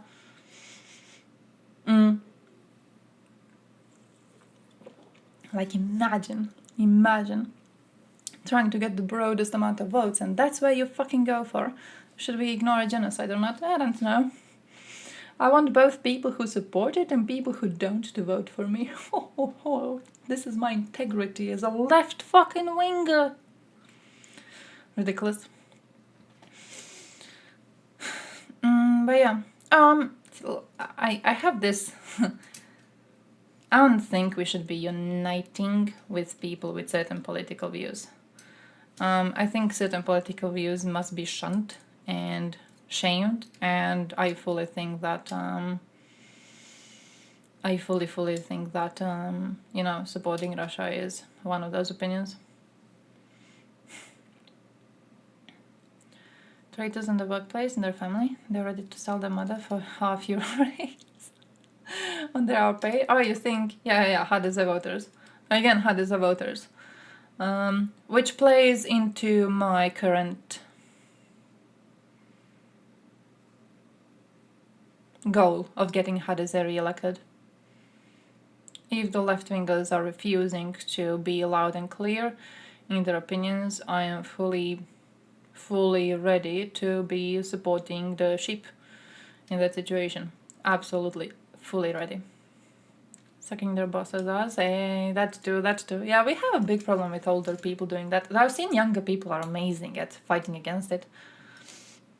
I've seen younger people being incredible at fighting against that, to be honest. So I'm kind of happy of that. Like at my workplace, for example, my boss actually, she made a comment on this. Because when I joined the workplace, I was like, yeah, I'm staying here for like, what was it? I think 1.5 years at a point. I was like, I'm staying here for a year and a half, and then you gotta look for someone else. And she didn't take it seriously. So what she did is she all of this time assumed that because the job is closed, I'm gonna be really desperate to keep it. And the firm in question, well, I'm employed. How badly am I allowed to talk about the firm? Who the hell knows? But the firm is crap. Alright, the firm is crap, and they treat their workers as crap. And she made a comment recently because she asked me like if I changed my mind because like I saw how cheap it is to drive to work every day. So like, did you change your mind on staying? And I was like, bro, like, are you not aware of just like the things that happened last month regarding the workers? Why the hell? Why the hell? Because like I have a co-worker who's been working in the exact position I work in for 20 years at this point, right? No benefits, no proper treatment, no bigger bonuses, nothing. She's getting nothing. So I know exactly where my position in 20 years could be. Why would I want it to be there? Yeah, why would I be okay with that? And yeah, she made a comment that like younger people seem to be really unwilling to stay in the company, and she doesn't know how they're going to be dealing with that, because so far the only option that they have is hiring more students, and even then the students leave. So you have to like teach a new student how to do a job every once in a while, because like you have a student for a while and the student gets bored, student leaves. They can just leave, and then you gotta quickly get a new one to replace that one. So you gotta do training over and over and over and over. And I was like, yeah, you know, what do I tell you? Maybe try to control people in your company. Holy shit. Non-Russian person bored of random Westerners being all badass, ready to fight Russia with words only. I remember being in Dylan Burns' chat one point where something like that happened. I thought that was really, really good. I was in Dylan Burns' chat. Someone came? Oh, I have to be leaving the stream. Gonna be telling you the story later. I have to leave the stream, guys. Stay strong, stay healthy.